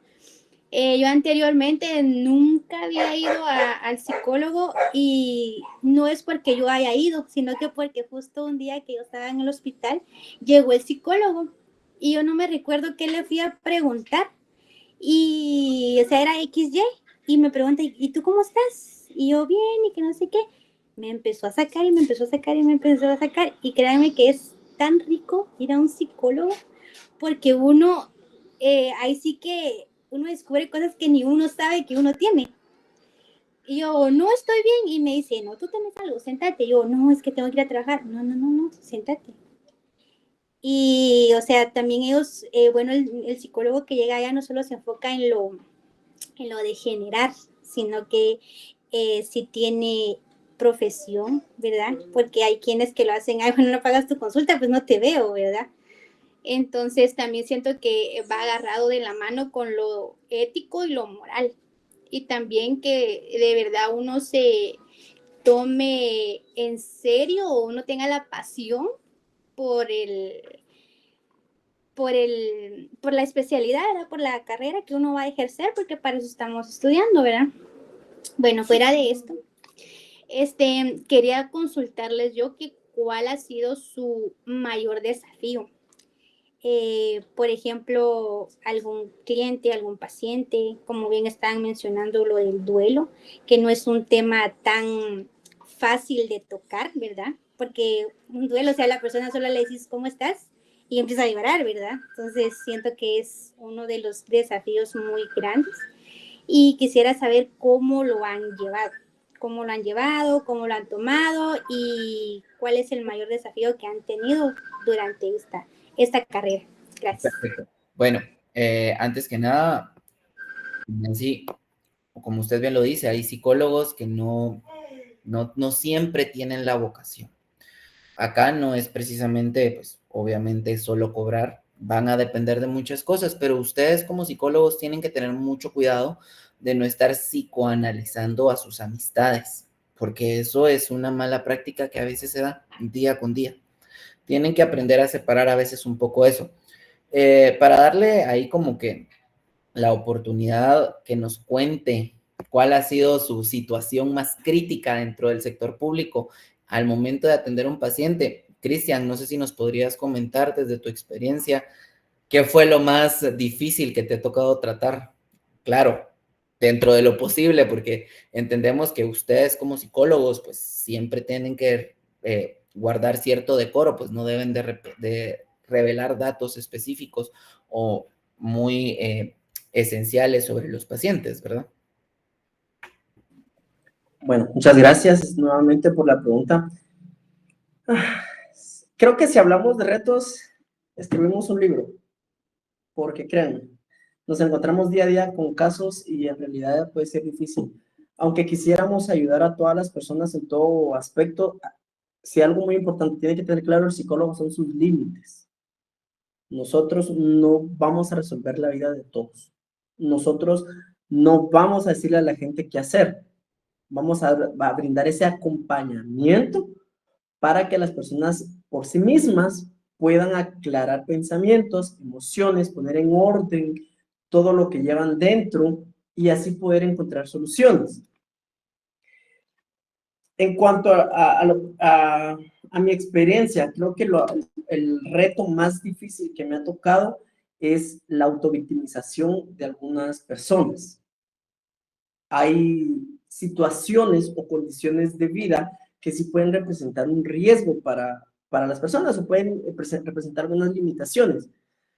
Pero lamentablemente, creo que en Guatemala se ha tenido o se ha generado una cultura de victimizarse, de decir estoy enfermo, no puedo hacer muchas cosas, me limito, y no lo digo que sean así todos los pacientes. Tenemos pacientes en la clínica donde yo trabajo que responden muy bien a las indicaciones, a las instrucciones, a las directrices, pero por el otro lado tenemos pacientes que siempre tienen una excusa para no ir a sus citas puntuales, para no tomarse el medicamento como debe ser, para no seguir las indicaciones que se dan. Entonces, ¿cómo poder hacer que alguien desaprenda todo eso, todo lo que ya se grabó en la cabeza de yo soy el paciente, y hay varias frases que, miren ustedes, se vienen a la cabeza cada vez que me hacen un comentario como esto, y a veces platico con Julio y es como esta famosa frase de yo tengo derecho.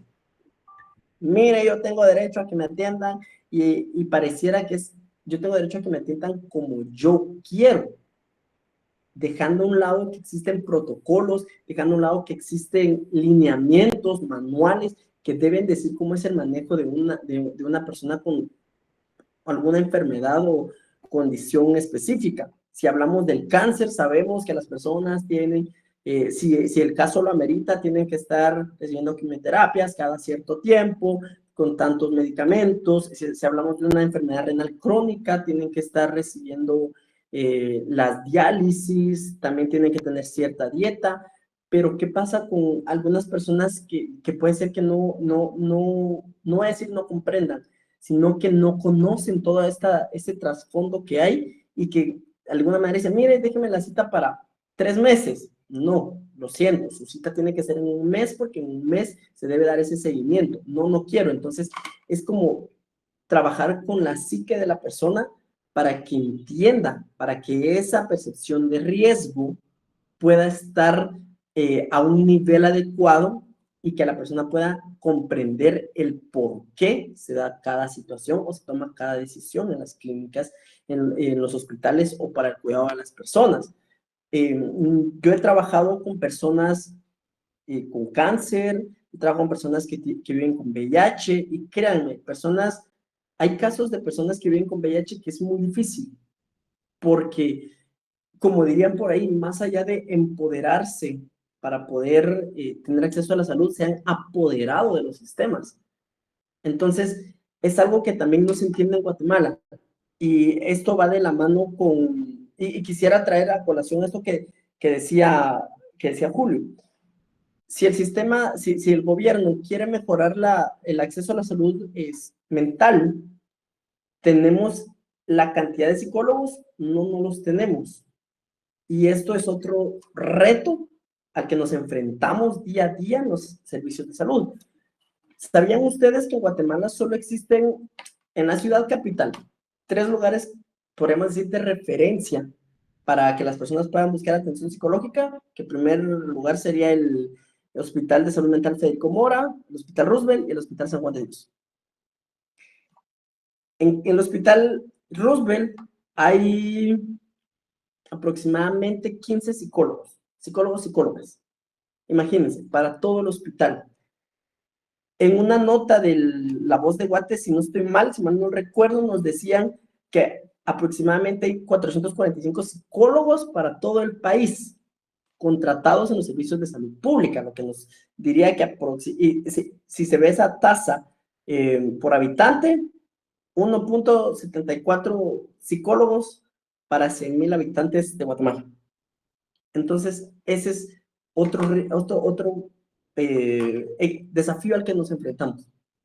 No nos damos abasto con esto. Y si me voy con la línea de esta actividad y se cumple la ley, no sé si ustedes sabían que también está la política institucional de salud mental, que es 2023-2028, y que se busca que para el 2028 el 75% de la población guatemalteca tenga acceso a salud mental. Entonces, puede haber mucho campo para nosotros, para ustedes. Puede haber campo en lo público, en lo privado. Si hablamos atención en centros de salud, sabemos que hay un centro de salud casi por cada colonia del país, pero eso sí, si somos psicólogos, es como un médico, entendemos que podemos obtener una plaza en cualquier lugar, así desamoradamente. Lo que pasa es que también hay psicólogos a veces que, no me manden a centros de salud porque qué feo. No, nosotros estamos para atender a la población. Nosotros estamos para poder generar ese equilibrio que pueda existir en la salud. Se los digo porque cuando yo inicié, perdón si me he alargado, pero hablar de eso, como les digo, me gusta mucho. Cuando yo inicié en la clínica donde estoy, créanme, fue un esfuerzo, porque fue romper brechas crear un espacio desde cero en una unidad donde debería, no les digo que yo creé el área de psicología, no, yo ayudé a crear un área que se llama navegación, que sería como el equivalente a atención al usuario. Nosotros nos dedicamos a dar como un seguimiento personalizado o más personalizado a personas que lo necesiten. Entonces es crear esos espacios, ganarnos esos espacios para que se vea la necesidad. De ser uno, ya somos 4 para una cohorte de 5.300 pacientes. Imagínense. Nos tocarían como 1.000 y fracción a cada uno si nos hacemos cargo de todos. Pero no es posible. Entonces, perdón, no fue un desafío, les di 3 desafíos en un momento, pero asimismo hay que ver las oportunidades, hay que estar atentos para todo lo que se pueda venir, porque si esto se da como esperamos, se van a abrir muchas oportunidades para muchos psicólogos de aquí en adelante. Gracias. Bueno, gracias, Cristian. Jóvenes, tienen que graduarse a más tardar en el 2028. Miren, hay una política que va a abrirles trabajo a lo amplio. Es muy importante, la verdad, cada una de estas cosas. Entonces, ahora continuemos con Ingrid. Si pudiéramos tratar tanto a los profesionales como a los estudiantes de hacer un poco más breve las preguntas y las respuestas para que nos dé tiempo de avanzar un poco más rápido. Créanme, yo creo que ustedes lo están disfrutando y eso me alegra bastante, para que podamos avanzar. Entonces, Ingrid, por favor. Buenas noches, ingeniero, y buenas noches.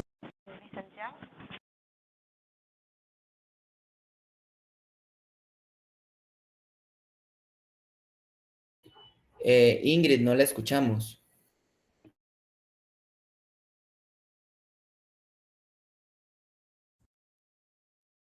¿Aló, me escucha? Sí, ahorita sí. Disculpe, licenciado, que se me quedó enredado el headset en el pelo. No se preocupe.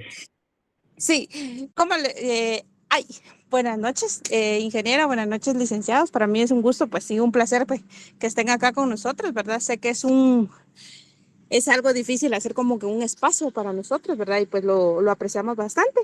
Hay muchas preguntas que se hace uno, ¿verdad? Y tal vez nos van a ser respondidas, pues, el día de hoy, ¿va? Entonces, mi pregunta más que todo es,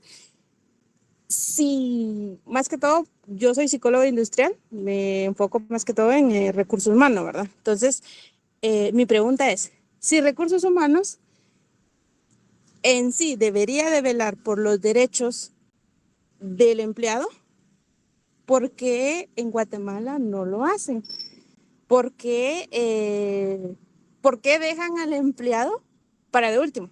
Entonces, es algo que a mí me entristece bastante. Yo anteriormente trabajé en una empresa de que explotaban a los de seguridad.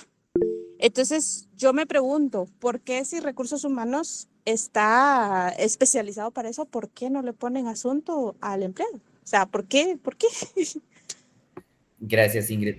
Luis, creo que esa pregunta lleva su nombre. Exacto, es más directo, pero qué bueno, mucho gusto, Ingrid. No es que no se le dé la importancia como tal al empleado, que al final es nuestro mayor recurso, el mayor recurso de toda empresa, toda institución. Debemos de cuidar como tal, ¿verdad?, a nuestros empleados. En este caso, le voy a poner un ejemplo. Entre los mayores retos que nosotros hemos tenido como institución en el organismo judicial ha sido que hemos incluso lanzado jornadas de atención psicológica para que las personas se acerquen, vayan a sus consultas, y muchas veces hemos recibido respuestas tan frías y así como les voy a decir ahora, que me dijeron, no, ¿yo para qué voy a ir si eso es para locos? Entonces, muchas personas no se van directamente o no se inclinan, ¿verdad? Porque la psicología es un apoyo de que nosotros como personas debemos de tener un apoyo integral, ¿verdad? Hablamos propiamente de que somos una persona que vive en cuerpo, mente y alma, ¿verdad? O sea, no podemos, o sea, necesitamos ese apoyo integral como tal. Entonces los recursos están, pues, hablando propiamente del lugar donde yo me encuentro, ¿verdad? Porque cada una de las instituciones, pues como no existe una normativa como tal que si bien es cierto, tenga que decir que existe un psicólogo para cada institución como tal, Pues la salud mental es un derecho humano fundamentado que requiere de servicios accesibles de calidad, ¿verdad? Esto lo dice la Organización Mundial de la Salud. Entonces, nosotros como recursos humanos, claramente nosotros nos hemos involucrado y hemos tratado de querer abarcar y llegar hasta las personas, ¿verdad?, que necesiten esa ayuda. Si bien es cierto, está el psicólogo que no les cobra ni un centavo, si bien hay muchas personas que no hacen uso de este servicio como tal, ¿verdad? ¿Por qué razón? Hay muchas personas que son, hablamos de otro reto que también hablábamos acá, ¿verdad? Que acá, hablando propiamente del sector público, en el clima laboral o organizacional, ¿verdad? Hay personas que tienen años de trabajar en las instituciones, que son personas adultos mayores, que nunca le dan importancia a la salud mental, ¿verdad? Que creen que ir a un psicólogo es para locos. Entonces, no es que no se involucre o que uno no se interese, sino que también va de la mano que las personas no quieran aprovechar ese servicio, ¿verdad? Que no tiene ningún costo, como le menciono, para los trabajadores del Registro General de la Propiedad está el área de psicología y muchas veces, pues a veces las personas no se presentan a sus citas, como bien dicen, se dan de alta solos, ¿verdad? Y no es que no nos enfoquemos ¿cómo se llama?, en el talento humano como tal o en las personas como tal, sino que muchas veces las personas también no quieren, pues, en realidad, aprovechar ciertos beneficios, ¿verdad? En el cual, pues, como recursos humanos, nosotros como recursos humanos tenemos una gran labor. Julio no me dejará mentir, sacamos jornadas de oftalmológicas, jornadas de salud bucal, sacamos boletines informativos, o sea, sí estamos nosotros como tal, nuestra mayor importancia son los trabajadores, ¿verdad? Como les decía, yo considero que si una empresa tiene, en este sentido, tiene a un psicólogo, tiene a un trabajador de salud, a un médico general, e incluso nosotros contamos también con un servicio ¿cómo se llama?, de dentista, o sea, sabemos de que el trabajador como tal va a tener buenos resultados, ¿verdad? Si nos enfocamos en esas áreas que son específicas para que el colaborador se desarrolle en todos sus ámbitos laborales, sabemos que vamos a tener buenos resultados como institución. Muchas gracias, Luis. Solo ampliando un poquito ahí, recordemos, jóvenes, que el tema de salud mental, el tema de la psicología es algo que las generaciones nuevas hemos ido tomando y nos hemos ido apoderando de ellas. A las generaciones, pues, mayores que nosotros les cuesta un poco entender con respecto a la importancia de la psicología. Continuando con la actividad, Britsaida, por favor, es su turno. Si nos pudiera hacer su pregunta. Antes de que Britsaida hable, disculpen, jóvenes, yo creo que ninguno de ustedes ha preguntado algo importante. ¿Cómo pueden conseguir un trabajo en el sector público? ¿Qué tipo de renglones hay en el sector público? ¿Cómo se les puede pagar en el sector público? Ese es un tema importante, al final de cuentas, se lo pongo sobre la mesa, pero Britsaida, por favor, queremos escucharla. Gracias, Nick. Y casualmente eso iba a preguntar, me leí en la mente. Mi pregunta, ¿cómo es que, como dice el licenciado, ¿verdad? Perdón, el ingeniero, ¿cómo podemos nosotros lograr conseguir una plaza en el ministerio? O bien, ¿cómo sabremos nosotros si nos conviene estar en una empresa o, póngase, por ejemplo, ¿verdad? Pongámoslo así, estar en Coca-Cola o estar en Pepsi. ¿Cuál es el balance que nos puede mejorar o cuál es la dificultad que nos podemos verificar o ver nosotros o saber las posibilidades positivas y negativas en el área público como privado, ¿verdad? Ok, perfecto. Tal vez los profesionales me dan chancecito de hablar de eso. Tengo experiencia bastante en renglones de trabajo para el Estado. Les quiero comentar acá un poco. Dentro del Estado existen diferentes renglones de trabajo. Así es como se les llama la forma en que pueden ser contratados. Ustedes pueden ser contratados por servicios profesionales, por servicios técnicos o por productos. Estos son bajo los renglones 029 y subgrupo 18, en los cuales ustedes van a tener que facturar. Este tipo de contratos, porque son contratos al final de cuentas, tienen salarios muy atractivos, pero no cuentan con sus prestaciones de ley, ya que no representan ninguna relación laboral para las instituciones públicas.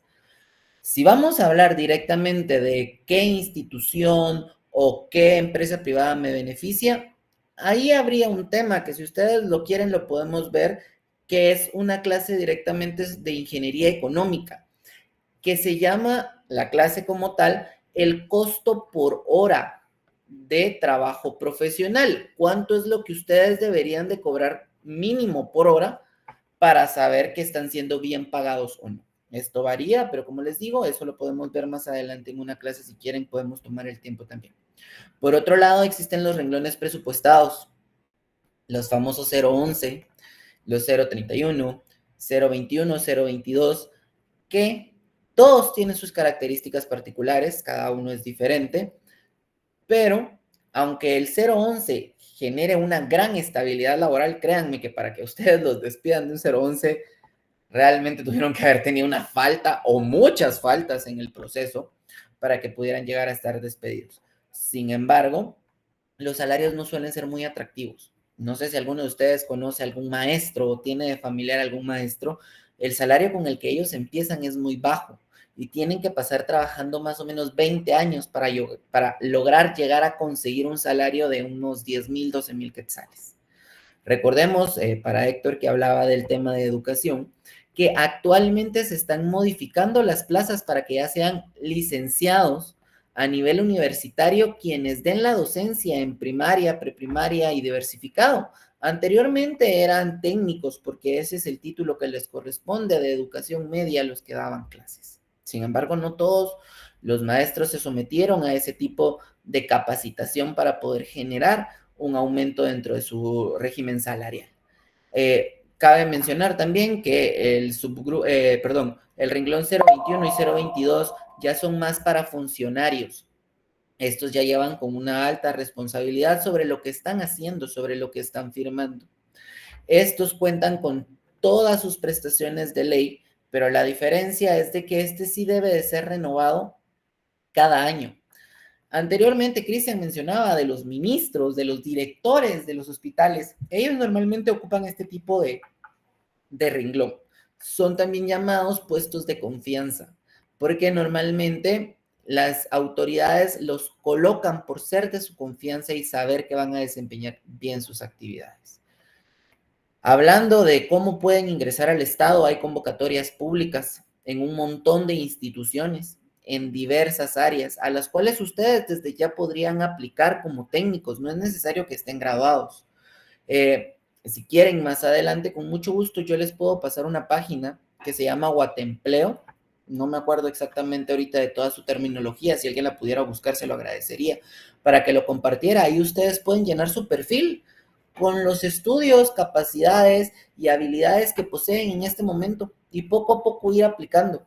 He de aclarar que así como ustedes, que actualmente son 30 y tantos que hay en mi curso, hay cientos de guatemaltecos aplicando. Pero intenten, quién quita que próximamente ustedes también, al igual que los profesionales que nos acompañan el día de hoy, sean parte del sector público, que estamos comprometidos con el desempeño, con el aporte y desarrollo de las instituciones públicas.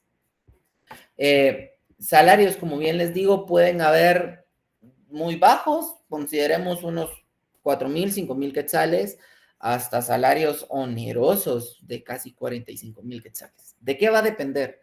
De su puesto, de sus responsabilidades. Va a depender también de todo lo que tengan que hacer o de lo poco que tengan que hacer. Al final de cuentas, si algo se reconoce a nivel socioeconómico, es de que uno gana por lo que sabe, no precisamente por el tiempo que le tome realizar las cosas.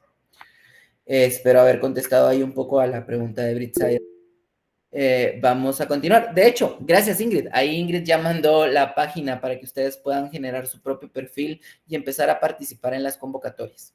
Como les comento, pueden empezar poco a poco. Ahorita son técnicos. Ahí van a encontrar plazas para profesionales, para técnicos, con niveles de educación específica, con salarios específicos, en renglones específicos.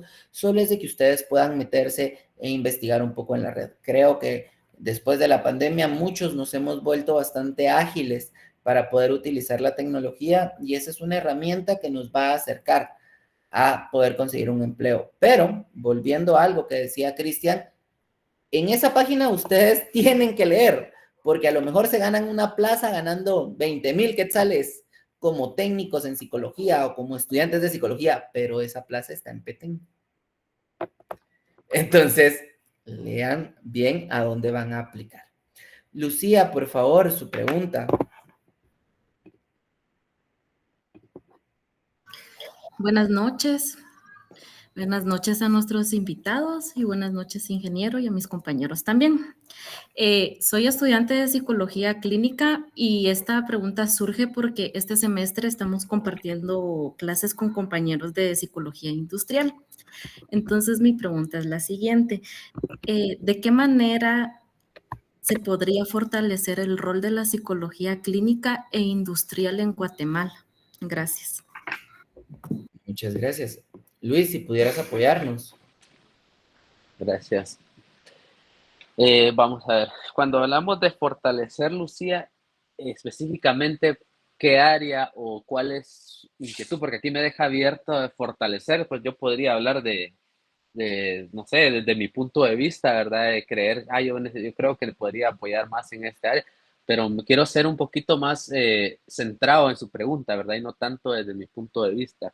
Lucía.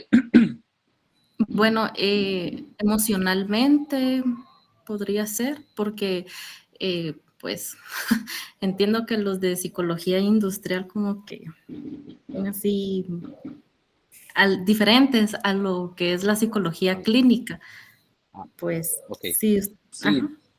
Gracias, Lucía. Sí, de hecho, pues sabemos que el psicólogo clínico pues se va a encargar, ¿verdad? O lo que busca es poder apoyar en lo emocional, ¿verdad? En la salud mental de cada una de las personas, ¿verdad? Creados desde el punto de vista clínico. Y ya cuando hablamos de términos de psicología industrial, pues ellos se van un poco más de la mano, ¿verdad? El tema relacionado a, digamos, empresarial, ¿verdad? Como la cultura organizacional, clima laboral, que creemos que nosotros los psicólogos clínicos, porque yo soy psicólogo clínico, no podemos, digamos, de esta manera aportar, ¿verdad? Y si bien es cierto, nosotros como psicólogos clínicos, pues podemos aportar en las políticas de prevención y atención a la salud mental, ¿verdad? Si, digamos, cuando nosotros decidimos también ser psicólogos clínicos, pues también tenemos que tener vocación de servicio, ¿verdad? Es por eso, creo que es una de las principales razones de que nosotros podemos tener un poquito más en este caso, de poder trabajar con personas, ¿verdad? Créame, Lucía, que cuando yo empecé a trabajar en recursos humanos, porque yo de hecho no era, y si me preguntan, nunca pensé que iba a estar en recursos humanos, porque si no hubiera seguido psicología industrial, pero en la vida a veces también, ¿verdad? Nos prepara para ciertos lugares y ciertas ocasiones. Créame que estar en recursos humanos también se trabaja con personas, no es porque el hecho de que, bueno, únicamente ahí vamos a hacer como apoyar a recursos humanos, vamos a dejar a un lado lo emocional, ¿no? En mi caso yo trabajo con personas, y Julio no me dejará mentir, yo estoy encargado de la inducción que se le da al personal de nuevo ingreso, estoy encargado de recepcionar los documentos, de atender o digamos, de este momento de atender a la persona desde el inicio y hasta fin. Y mi mayor satisfacción es cuando estoy dando digamos, la inducción de nuevo ingreso. ¿Por qué? Porque yo me siento feliz, contento de que pude ayudar a alguien más, ¿verdad? Nosotros como trabajadores del sector público y en recursos humanos, lo que no debemos ser es una piedra de tropiezo para los demás, sino que debemos de ser personas funcionales que le ayuden a las personas de nuevo ingreso a sentirse bienvenidas, sobre todo en la organización, digamos, en la empresa, donde sea que usted ejerza. Yo creo que ahí es donde nosotros aplicamos lo que es, ¿verdad? Todo lo que es la psicología, pero desde el punto de vista humano, ¿verdad? Acá no tiene que ver que si la persona es psicóloga, si es colega, ¿verdad? Industrial, sino que al final también llevamos un poquito de ello en nuestro ADN, dirías, ¿verdad? Entonces yo creo que podemos fortalecer, ¿cómo? Siendo más conscientes, siendo personas que amen lo que les gusta hacer, sabiendo que ahí sí que convertir lo ordinario en extraordinario. Muchas veces por el día a día trabajamos y hacemos, bueno, esto es lo que tengo que hacer, no, hagámoslo con amor y pasión, y ahí está como que la clave para poder desarrollarnos con las personas, que aunque pareciera que no fuera así, también los psicólogos industriales tienen una gran capacidad y una gran importancia dentro de la organización. Gracias, Luis. Cabe mencionar